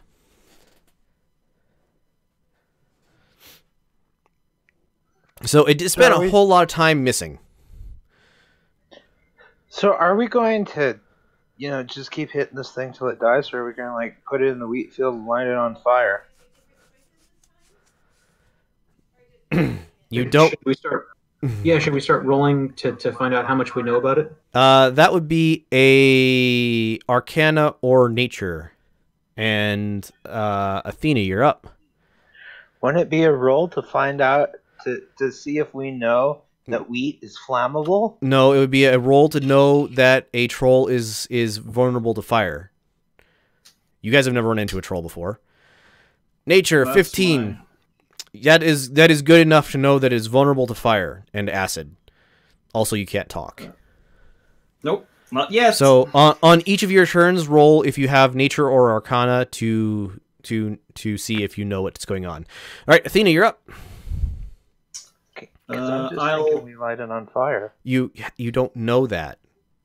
I am going to do a series of stuff. You're gonna do a series of stuff. Okay. Yeah. Morph back to caster form. Okay. Cast. Is that an action to morph back as a druid, a Knot of the Moon? Don't think it's anything. I think it's just a bonus action. Hang on. Yeah. Oh, it's a bonus action on my turn. Okay. That alters sort of what I want to do, but not a lot. Bonus action to revert to a caster form. Okay. And I just want to see. I need to know that I'm casting the right spell, because one of them's an action, one is a bonus action. Rather, one's a spell and one's a cantrip, but they have different casting speeds. You can only do one bonus action per round. Yeah, I know. That's why I have to recheck the spells I want to use. In caster form, do this on myself whilst I'm saying Yuka Helma. And I'm shouting, "We need fire or acid," loud enough to everybody. Okay, now everybody knows that lighting this thing on fire is a good idea. Yeah, but would we know enough that lighting something on fire would be a bad thing?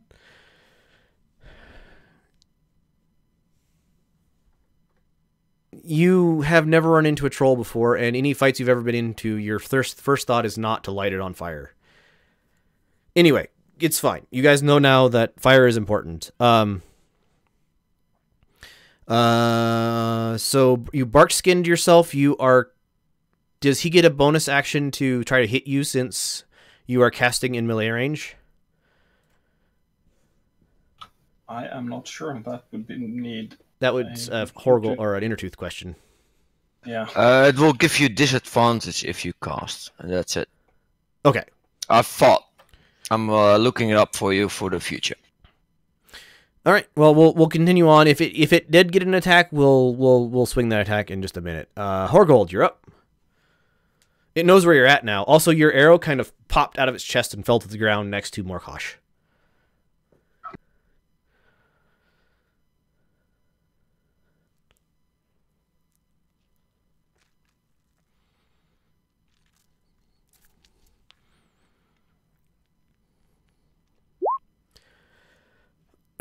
Couldn't fight it? All right, sounds good.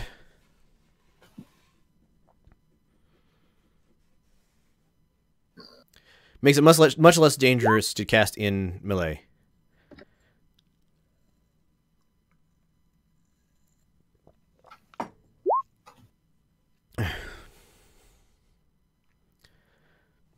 Right. All right.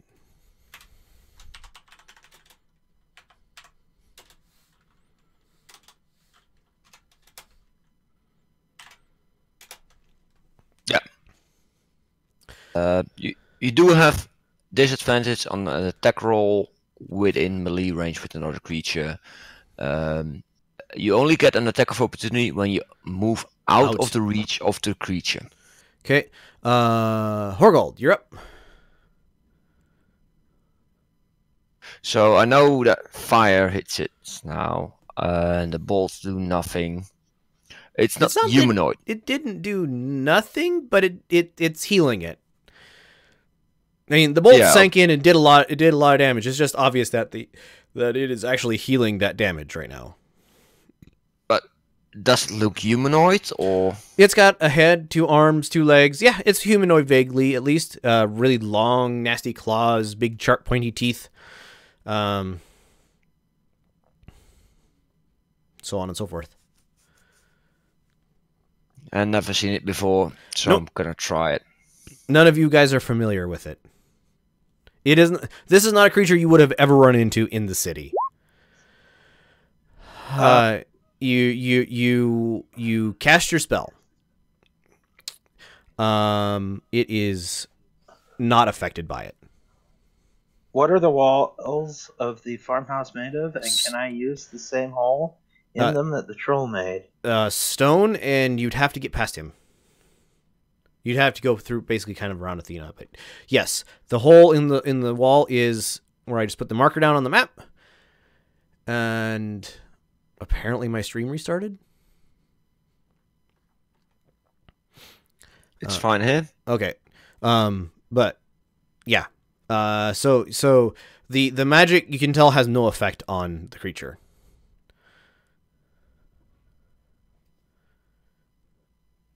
Well, as a bonus action, I will hide again. You duck behind the wall and are hidden from its view. All right, Morkosh. So you said that it's healing. Is it still look a little bit damaged or hurt from the last few hits it got? Yeah, it still looks a little damaged or hurt, but it's obvious that it's not as. It's like you knocked out, when you hit it with your hammer, you knocked out like 2 or 3 of its teeth, and when it roared back at you, its teeth were back. Okay, great. And since it missed me a couple times, I'm going to go ahead and swing again. Okay. Yeah, you could have riposted again as a bonus. Or no, you hadn't acted again. Or yeah, you had. You could have riposted to its attacks on you. I could have riposted the miss. Yes, exactly. I chose not to. Okay. Go right ahead and swing. That'll hit.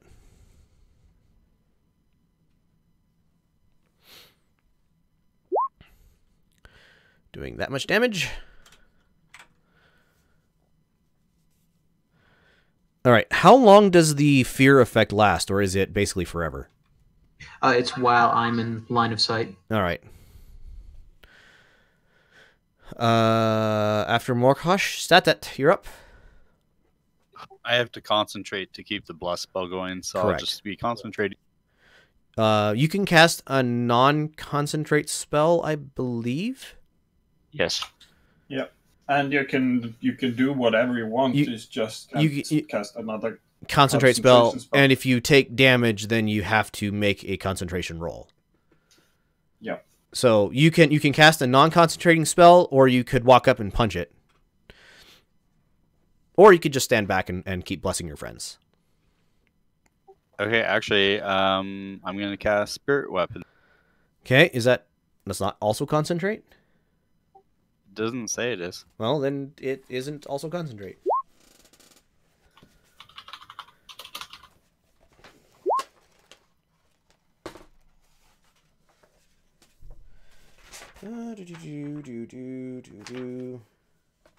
Spiritual weapon is not concentrate.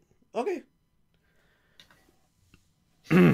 So the weapon swings at it and misses.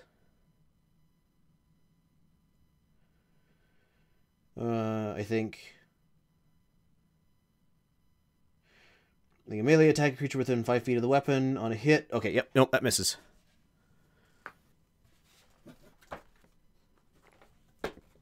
So after Satet, it's Alfonso. You're up. Okay, so how does moving and attacking work? You can move and then attack if you want to. How far can I move? 30 feet. And you can move again after your attack if you want. Yeah, you can move 10 feet, attack, and then move 20 more feet if you wanted to. Yeah, you can split the movement up. Yep.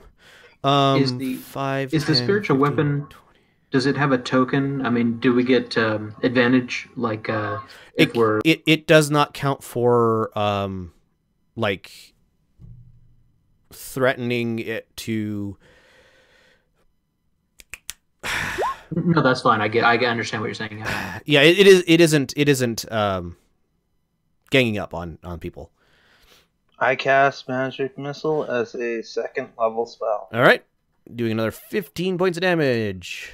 I can't remember. Does sorcerer points, converting them into spell slots, does that take action points? Nope. You just do it. Okay. All right. After Alfonso, it is that turn. So we do that.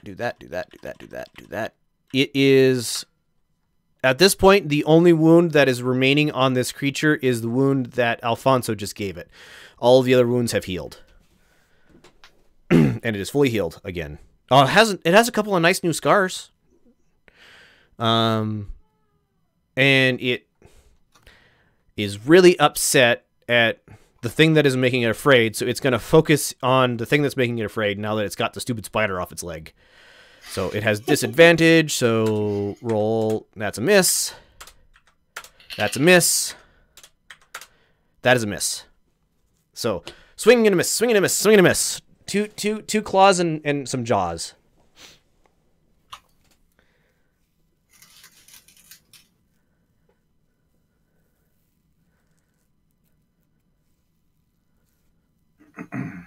And that'll go on to give me a d4 roll. Hey guys, what was that about fire? All right, Athena, you're up. Light it or on fire or hit it with acid. And I cast. And I say Templa Fimbrethil. Shillelagh! Yeah. All right. I now attack with my wisdom modifier instead of my strength. Yes, you. It's a bonus action, so you still have an attack action if you want it. Yeah, I'm just thinking how damaged is Morkosh. About half. Yeah, I'm going to. I have cast one of these. Do like this on Morkosh. You're gonna have to move left to do that. But yes. So heal 5, Morkosh, I think. Yep. Saydet, what's your armor class? Probably better than everybody except for 18. Morkosh. Or yeah, probably better. Actually, might be better than everybody. Yeah, it's 18 because I have mail and a shield. Horgold, you're up. You're hiding. You're very effectively hiding behind this barn from this giant thing. I'll send my Raven out to scout. Okay, And I will look through his eyes. okay, where are you scouting to?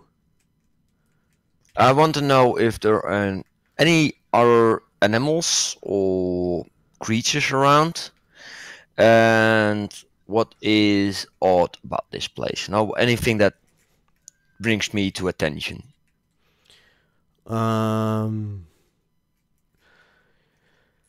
You give me a perception check, please. Not an investigation. No, you're not. You're not taking time to dig into things. You're taking a quick look through your familiar's eyes. I want to see if you notice something. That's a success. So your bird,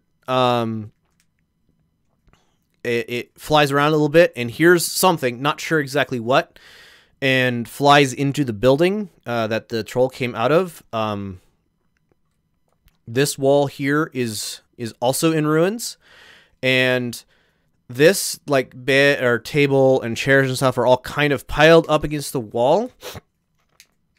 And in the corner, you see a creature. It is large in size. Half of its face is pink, and its right arm is pink. Its left arm is the same color green as the creature you're currently fighting.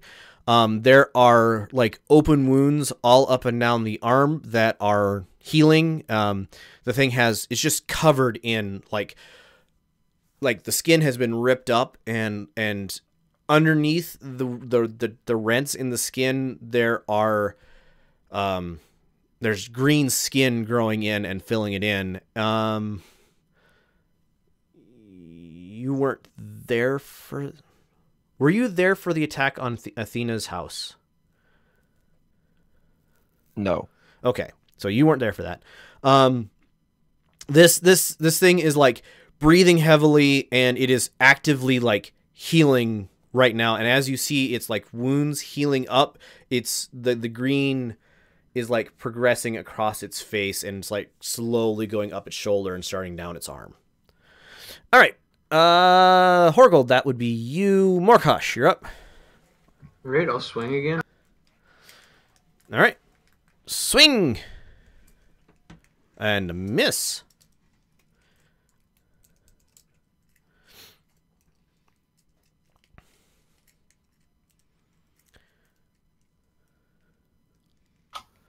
Did I have enough time to convey something I seen? You can speak. There's something inside that building that is trying to heal. You're listening through your bird's ears, right? Yeah. No. Yeah. I cannot. I can speak, but I cannot hear. So you hear yourself say from your bird, "There's something inside the building," and about this time, the thing starts mumbling underneath its breath, and it's mumbling, "Kill me, kill me." And Morkosh, you went. Satet, you're up. I'm gonna continue to attack with my magic weapon. Okay. And concentrate. All right. Oh, you guys have bless. You can add a D4 to your rolls to attack. Well, shoot. Okay. Yeah. I just remembered that. So I tried to say something, but nobody listened. yeah. Horgold, Morkosh, and Athena are blessed. So, and that would be a miss. So your magical weapon goes swing, swing, swing, swing, swing, and the thing just kind of like, Alfonso. So, what's the game plan, guys? I don't think we have time to discuss it while we're fighting. Hit it with fire, hit it hard. Or acid. Okay, fine. If we don't have time to discuss it, then I'm going to say it really quick. Satet, get up there with Morkosh so that the troll only hits the two of you instead of people that, it can hurt. I'm going to try and go behind it into the wheat field, and then I'm going to show you why prestidigitation is so overpowered and light the thing on fire. Well, you're going to have to... It's going to be... Okay. 6 seconds. Yeah. So move towards the wheat field. How are you moving towards the wheat field? It's going to be more than one turn. Through the building. Through this building? Yep. Okay, 5, 10, 15, 20, 25, 30, 5, 10, 15, 20, 25. You can get to there or there. And that would be your turn. So we can move diagonally. Yes. All right. All right. That's your turn. It is... Oh, and when you passed through the house, you saw the thing in the corner of the room with a bird looking at it quizzically. It is now top of the order. So it is completely healed at this point. This is now 2. It is that guy's turn, so we're going to do rolling with disadvantage. Swing. Ooh. Oh, miss. Swing. Miss. Swing. Huh? Miss.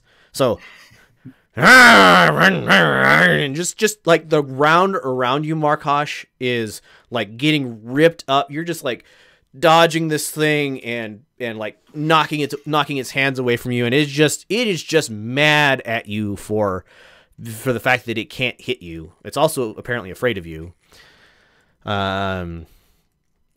Athena, you're up. Athena, would you know if this grain is dry or wet? When did it rain last? It last rained like a couple weeks 4 ago. or 6 days ago when we hid in the sewer. Yeah, Like I have heavy to rain. ask this out of character until you yell it at me. Pretty much, Morkosh. All right, Athena, you're up. I am going to. I have no idea if I actually have to roll the stats manually. When I probably have to. 20 plus. Oh. So attack rolls are d20 plus attack stat modifier plus weapon attack bonus modifier. Yes. Plus proficiency? Well, unless the proficiency is figured into the attack modifier. I think it is. Okay, then yes, that is correct. It looks like it at least. That's Whack. it. You thunk its thigh again.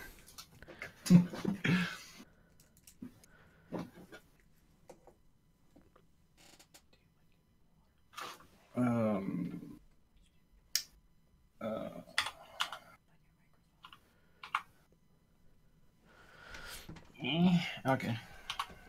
Hang on. I think. What did Shilele say? Attack die becomes D8. Yeah, but the strength thing still. Strength negative still goes, so 3 damage! 3 damage. Okay. Kathunk! You bounce your shillelagh off its thigh, and it looks slightly bruised. All right. My staff, so I whacked the staff at it. Yep. Horgold, you're up. I'm gonna use my movement Okay.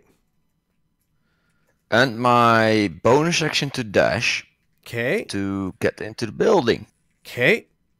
So that's 60 feet total. Yes, and I think I will get around right there with it.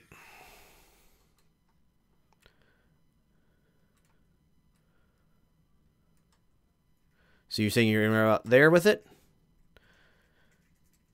Well, yeah. Okay. I want to be not in melee range, but close enough to shoot it. Well, it's anywhere in that room would be within that range. We're gonna need a lure. I want to have a quick look at it if I can So before I take my action. So looking at it, the wounds are healing up. It is like the line of green is now most of the way across its face, and its arm, it's probably down to the elbow. Pink skin on the bottom part of the arm and green skin above that. The like its chest, the left side of its body, its legs are covered in scars and welts and wounds. It's pretty horrific looking, and it's stopped asking to be killed, and it's now kind of breathing a little deeper. And it's huge too? Yep, it's large as well. Um, It's actively growing bigger, although it's almost full size. I could have done something against it if I knew it was going to get that big. okay, I'm gonna do this for myself. Yeah, I'm gonna shout. We need to kill this creature first, probably, and I will shoot at it. All right, shooting at it.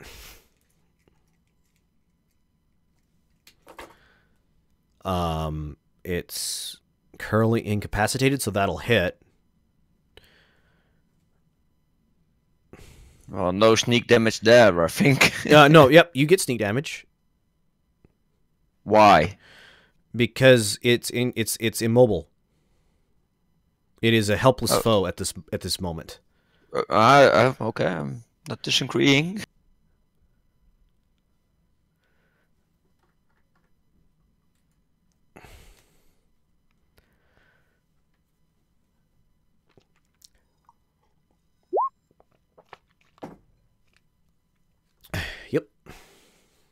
that comes on. It is not fully that, so... Okay.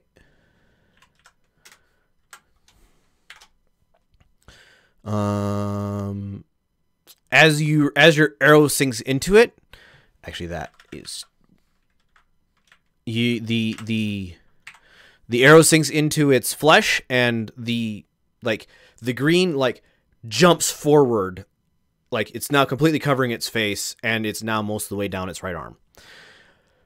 But the arrow sinks into its flesh and stays there. After Horgold is Morkosh. I'm going to go ahead and attempt to trip this. All right. It's just a regular attack. Okay. Horgold, I only have one fire spell, and it's not that useful in combat. D20 plus D4, that is a 10. That's going to miss. Well, then I do not trip. Yep, it is not successfully tripped.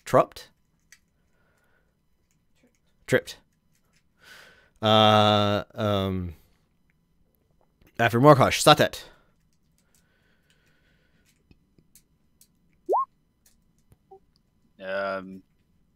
It's not been a minute, right? No, it's not been a minute. It's been 2 rounds, so it's been 12 seconds. Yep. So same old spiritual weapon to attack him, and bless on everyone. Yep. Or those 3.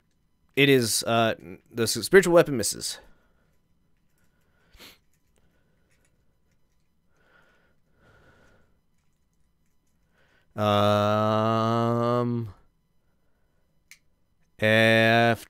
After Satet, Alfonso.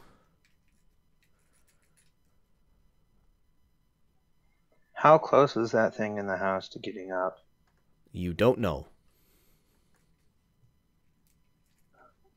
Well, that's a very good reason for me not to engage in it. I need at least 3 rounds to do what I'm planning to do. Well, start doing it then.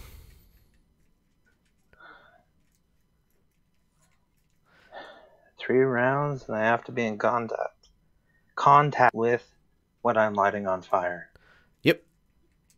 And this really only works for wheat. I don't know if I can do it on the table, because it's indoors. Involves fire and wind. Well, start working on it, and we'll see what happens. Okay, I cast Prestidigitation. The lighting campfires bit, but Okay. I hold it because you can stack Prestidigitation 3 times. Why do you think you can stack Prestidigitation 3 times?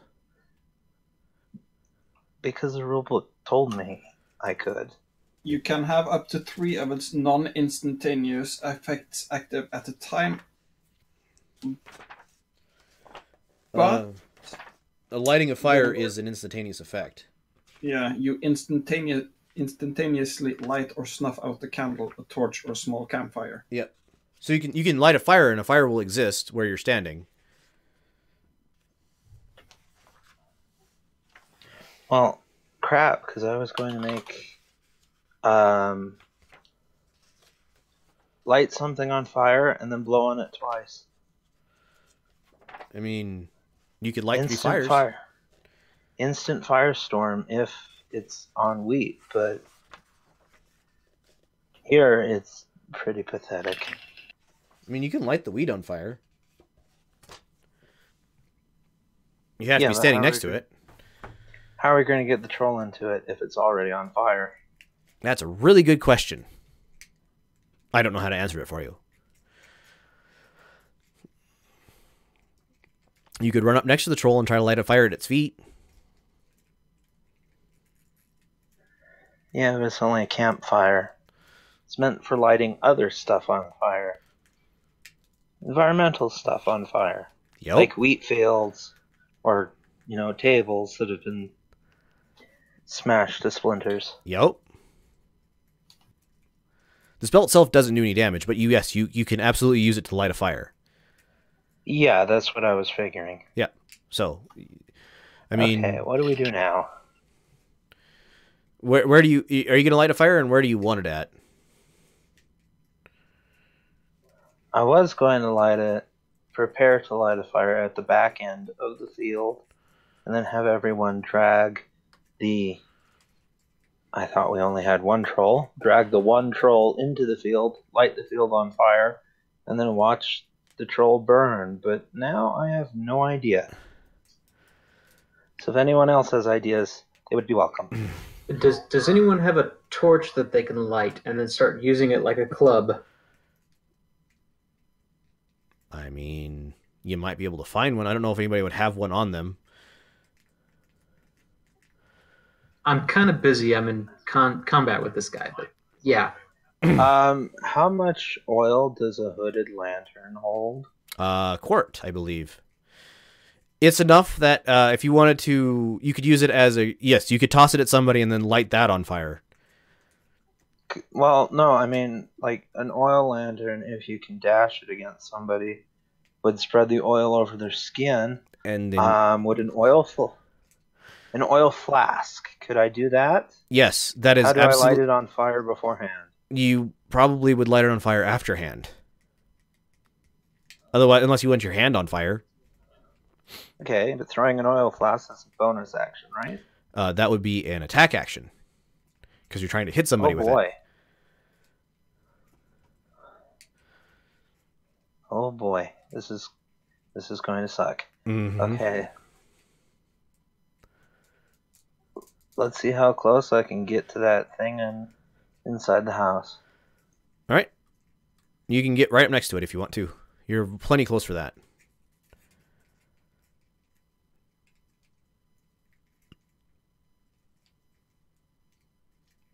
And you literally could just pour the oil over it if you wanted to. I pour the oil over the broken wood at its feet, and then I run away. All right. It is now there's oil all over its legs and the table, and 5, 10, 15, 20, 25. You could get back to like there. There you go. Top of the order. That thing heals. The other one does not. All right. So this guy is really upset, and he's just hating his life, and he's still swinging at Morkosh. Maybe. Nope. Maybe. Nope. Oh, I know what to do. Nope. Morkosh. It's just swinging and flailing. It's like there's torn up ground all over the place. The one in the room, the green glowing, completes its growing over the thing's hand, and the thing's arm is just getting bigger as it's kind of growing to match the size of the rest of this creature, and it just goes, it just like lets out a giant yell and starts picking itself up off the ground. And Athena, you're up. Apparently, I have torches. More power to you. Okay. I have a tinderbox. If we can drive it into the wheat field, tinderbox can be used to light it on fire. It could be used to light the wheat field on fire. Yes, the wheat field on fire. Yes. That is still a valid option. I'm gonna grab a torch. Fea in Siorsa. Druidcraft, all right. Light the torch. Sure, the torch is now on fire. I think that was casting time 1 action, so you can't hit it with the torch yet. And can I give it to Morkosh? It would be a move action for you to. It would cost you your move action and his move action to transfer the torch to him. Say, Tat, what's your weapon for me? All right. After Athena, Horgold. I've seen this thing transform into a troll, right? Yeah. It's now fully troll. Like half of its face still looks mostly human, but it's all green. The other half of it's like the other half of its face is like longer, and there's a just giant tooth sticking out the side of it, and it's just like roaring and kind of trashing the stuff at its feet as it's getting up. Please keep it down. Well, I'm more concerned about something else. Let's check what that is. Oh, damn, that's Well- an action. Well, it's on a table that's covered in oil. I would like it to stay there so I can light it next time my turn comes around. I'm gonna move Okay. first, so that's 10, 20, 30. And I'm gonna whisper to Athena with message. Okay. I think this is not the fight for us. We need to flee.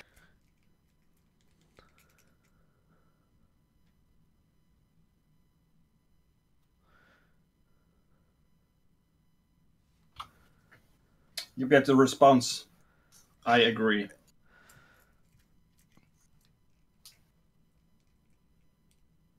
But since I'm the only one you whisper it to, who only hears me whisper, I agree. Well, everybody I whisper to can respond, though. Right. So you hear Athena's whisper back. Did you whisper? Can you only whisper to one person at a time? Yeah, sadly, yes. Okay. So, Morkosh, you're up. Or is that your swing already? Yeah, I hit the wrong button on my character sheet, but I'll go ahead and take it. It's a nat 1. You swing at the thing and the torch goes out. Because you rolled a nat 1. So you're now left with a club in your hand that's no longer on fire. How long do these things take to burn down? You have no idea. Because it would be kind of important on how long Morkosh can keep that one troll busy. And then we burn down this other troll, and then at least we get half the experience. That's not how experience works in my game. After Morkosh, Satet is up. Oh, fine. I'm just gonna yell, guys, this isn't working. I'm gonna You start. need Sorry, to go. that didn't work, did it? I'm gonna start drifting this way. 'Kay. Like more of a retreat. I believe that moves you out of 30 feet from Horgold, so Bless would leave him.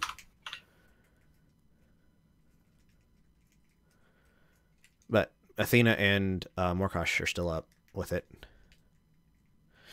All right. Anything else, Satet? Nope. Alfonso, you're up. Does it take an action point to light a lantern? It takes an action to light a lantern, yes. Oh, well, never mind.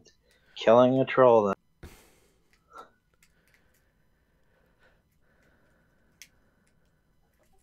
Can doors be entered and exited diagonally as well? Yep. Well, there's a giant hole in the wall where you're at right now. But yes.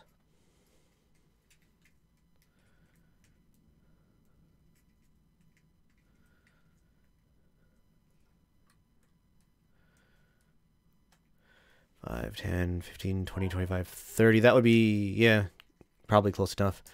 Did you just move? I'm just gonna move. All right. After Alfonso, it's their turn. Oh, goody. They get to act. So that troll heard the roar. So do any of you speak giant? Don't think so. So Nope. the one here yells something, you're not sure what, in a language you don't understand. The one in the middle here yells something. It looks at everything it's done trying to hit Morkosh, and it's afraid of you. It hasn't been very effective. Athena, it is going to grab at you. It's like trying to grab a hold of you. It still has disadvantage though, doesn't it? Roll d20 plus 4. Oh no, that's right. It can still see markers, so it would still have disadvantage. 15 hit your armor class? Nope. So it's like fingers like scrape off your chest, and it like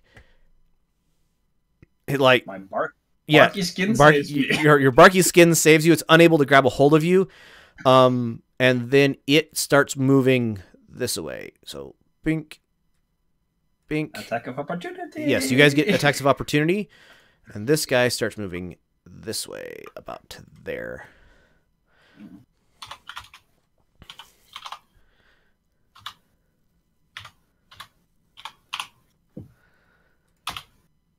That would be a bunch of misses.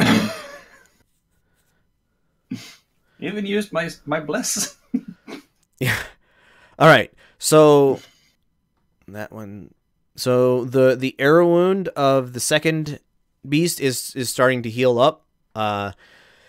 These two guys are yelling at each other, and the one that you guys have been fighting is still looking scared, and it's like yelling something, and then they both turn to flee. Yay, we're victorious.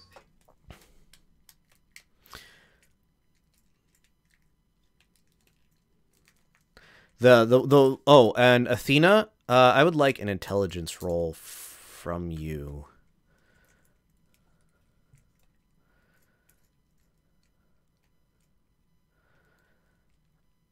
You think the second one looked familiar, but you're not sure why it looked familiar.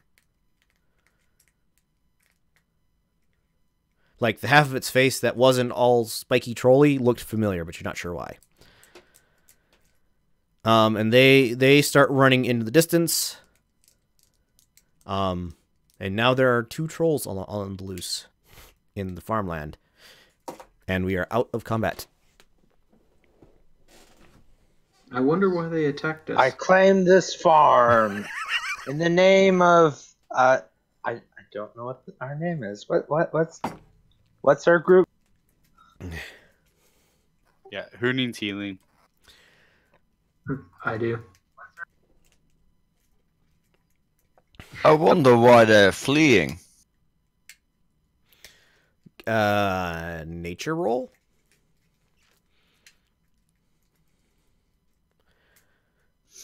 Nature. I'm really good at that. Where is it? You sure? No, that's why I said it was sarcastic. All right. Yeah, I mean, Alfonso might sarcastically tell you that they're running because we're just that good, but I'm not sure if anyone can tell when Alfonso's being sarcastic at this point. I looked afraid of something. Can I roll nature too to try and figure out why? Yep. There you go.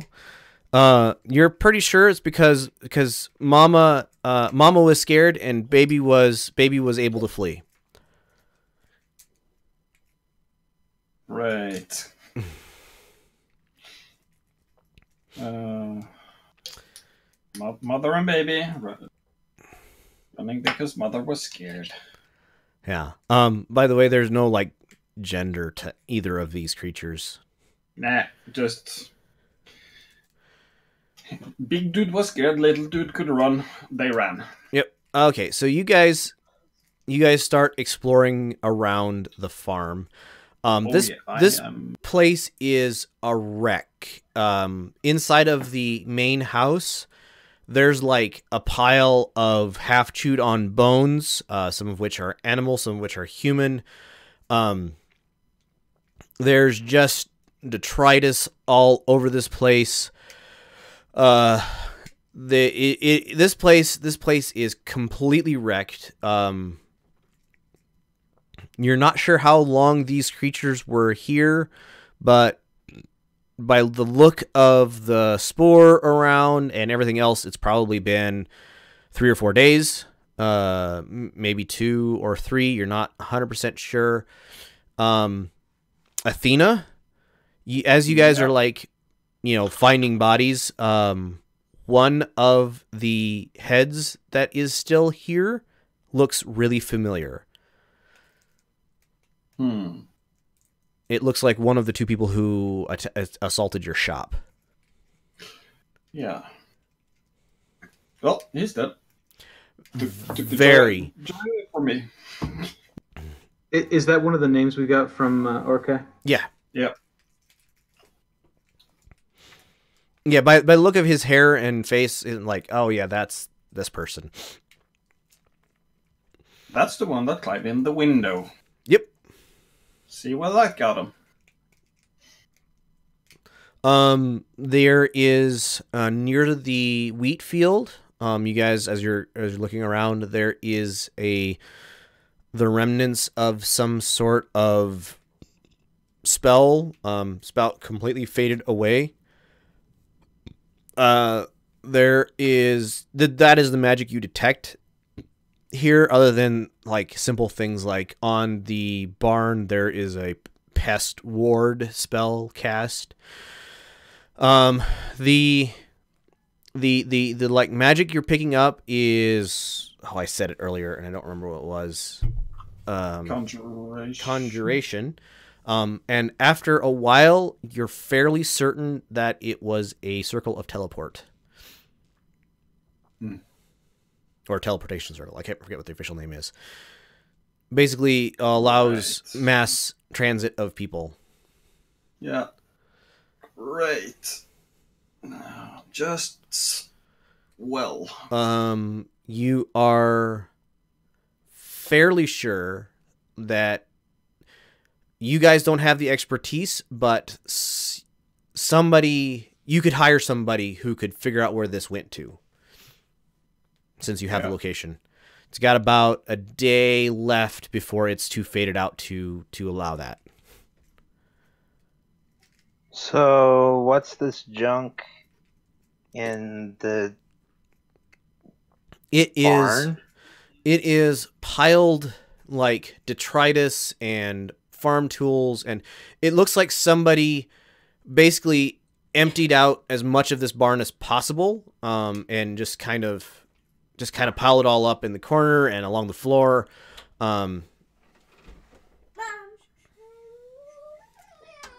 So no boxes to play with.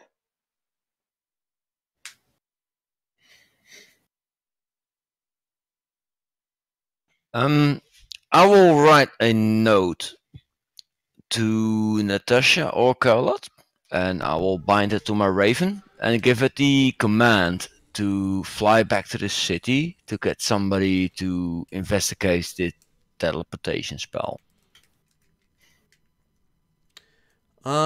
Sure. The bird probably takes about... You think that you could get a response back in about an hour between the bird flying to town and finding somebody and like giving the message. But yeah, I'm assuming you sent it basically to the Dragon's Den because that's about the only place you know of that would definitely have them. Yeah, probably. Yeah, we'll call it an hour. So, if the junk in the barn is just junk. Yep. I walk out into the field, as close to the middle of the field as I can get. Okay. You are in the middle of the field.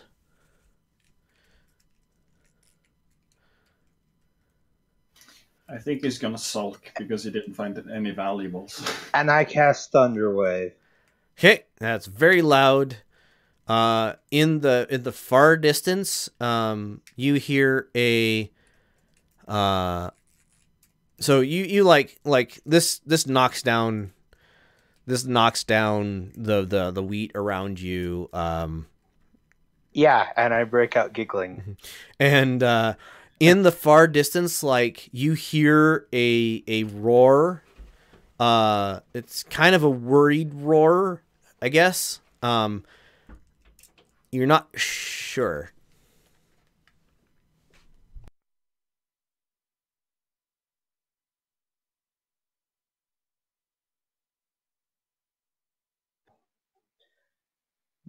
Then I reach up and prepare shocking grasp in a clawed hand, just so I look cool.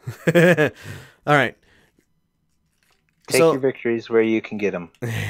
So, after a while, I'm gonna take this opportunity to take a short rest. Yep. You guys can feel free to do that. After about an hour, Natasha and a person you don't know materialize next to wherever Horgold is standing. And Natasha kind of puts her hand on your shoulder, Horgold, and kind of looks at you. It's like, so, what did you find? Well, some troll models, some troll and a child. But we think they teleported away from this. The troll teleported away? No, they flee. But well, that's good. But like in the message I sent you, there is a circle of teleportation used here. I don't know much about magic, but maybe you guys can figure this out for me. All right. We've been talking about this, right? Yes. Milady, if I may, when we came here, there was a faint magical disturbance that we have discussed. That we have found to be a circle of teleportation. There was also a troll and someone who is now a troll that used to be human when he invaded the apothecary. He was one of the guards that was with you right after you were stabbed. Was looking for her, not with her. Okay, was looking for you. Yeah. When you were stabbed. All right, let's figure out where this circle goes. And she kind of nods to the wizard. He casts a spell, looks like detect magic, and then kind of walks around and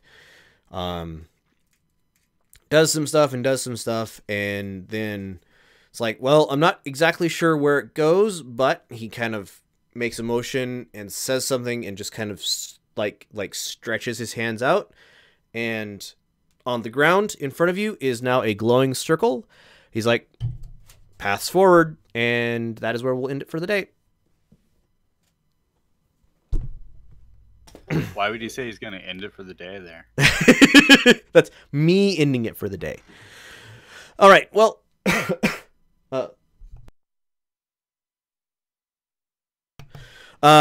I'm going to go ahead and do that. Thank you for watching, everybody. We'll be picking this up again next weekend. After I end the stream, we'll go ahead and give somebody a host. But if you're watching this on YouTube, thank you for watching. I'm looking into getting a podcast form of this up so that it's a little more convenient to watch for everybody. It's been great having you here. Thanks for watching. Bye.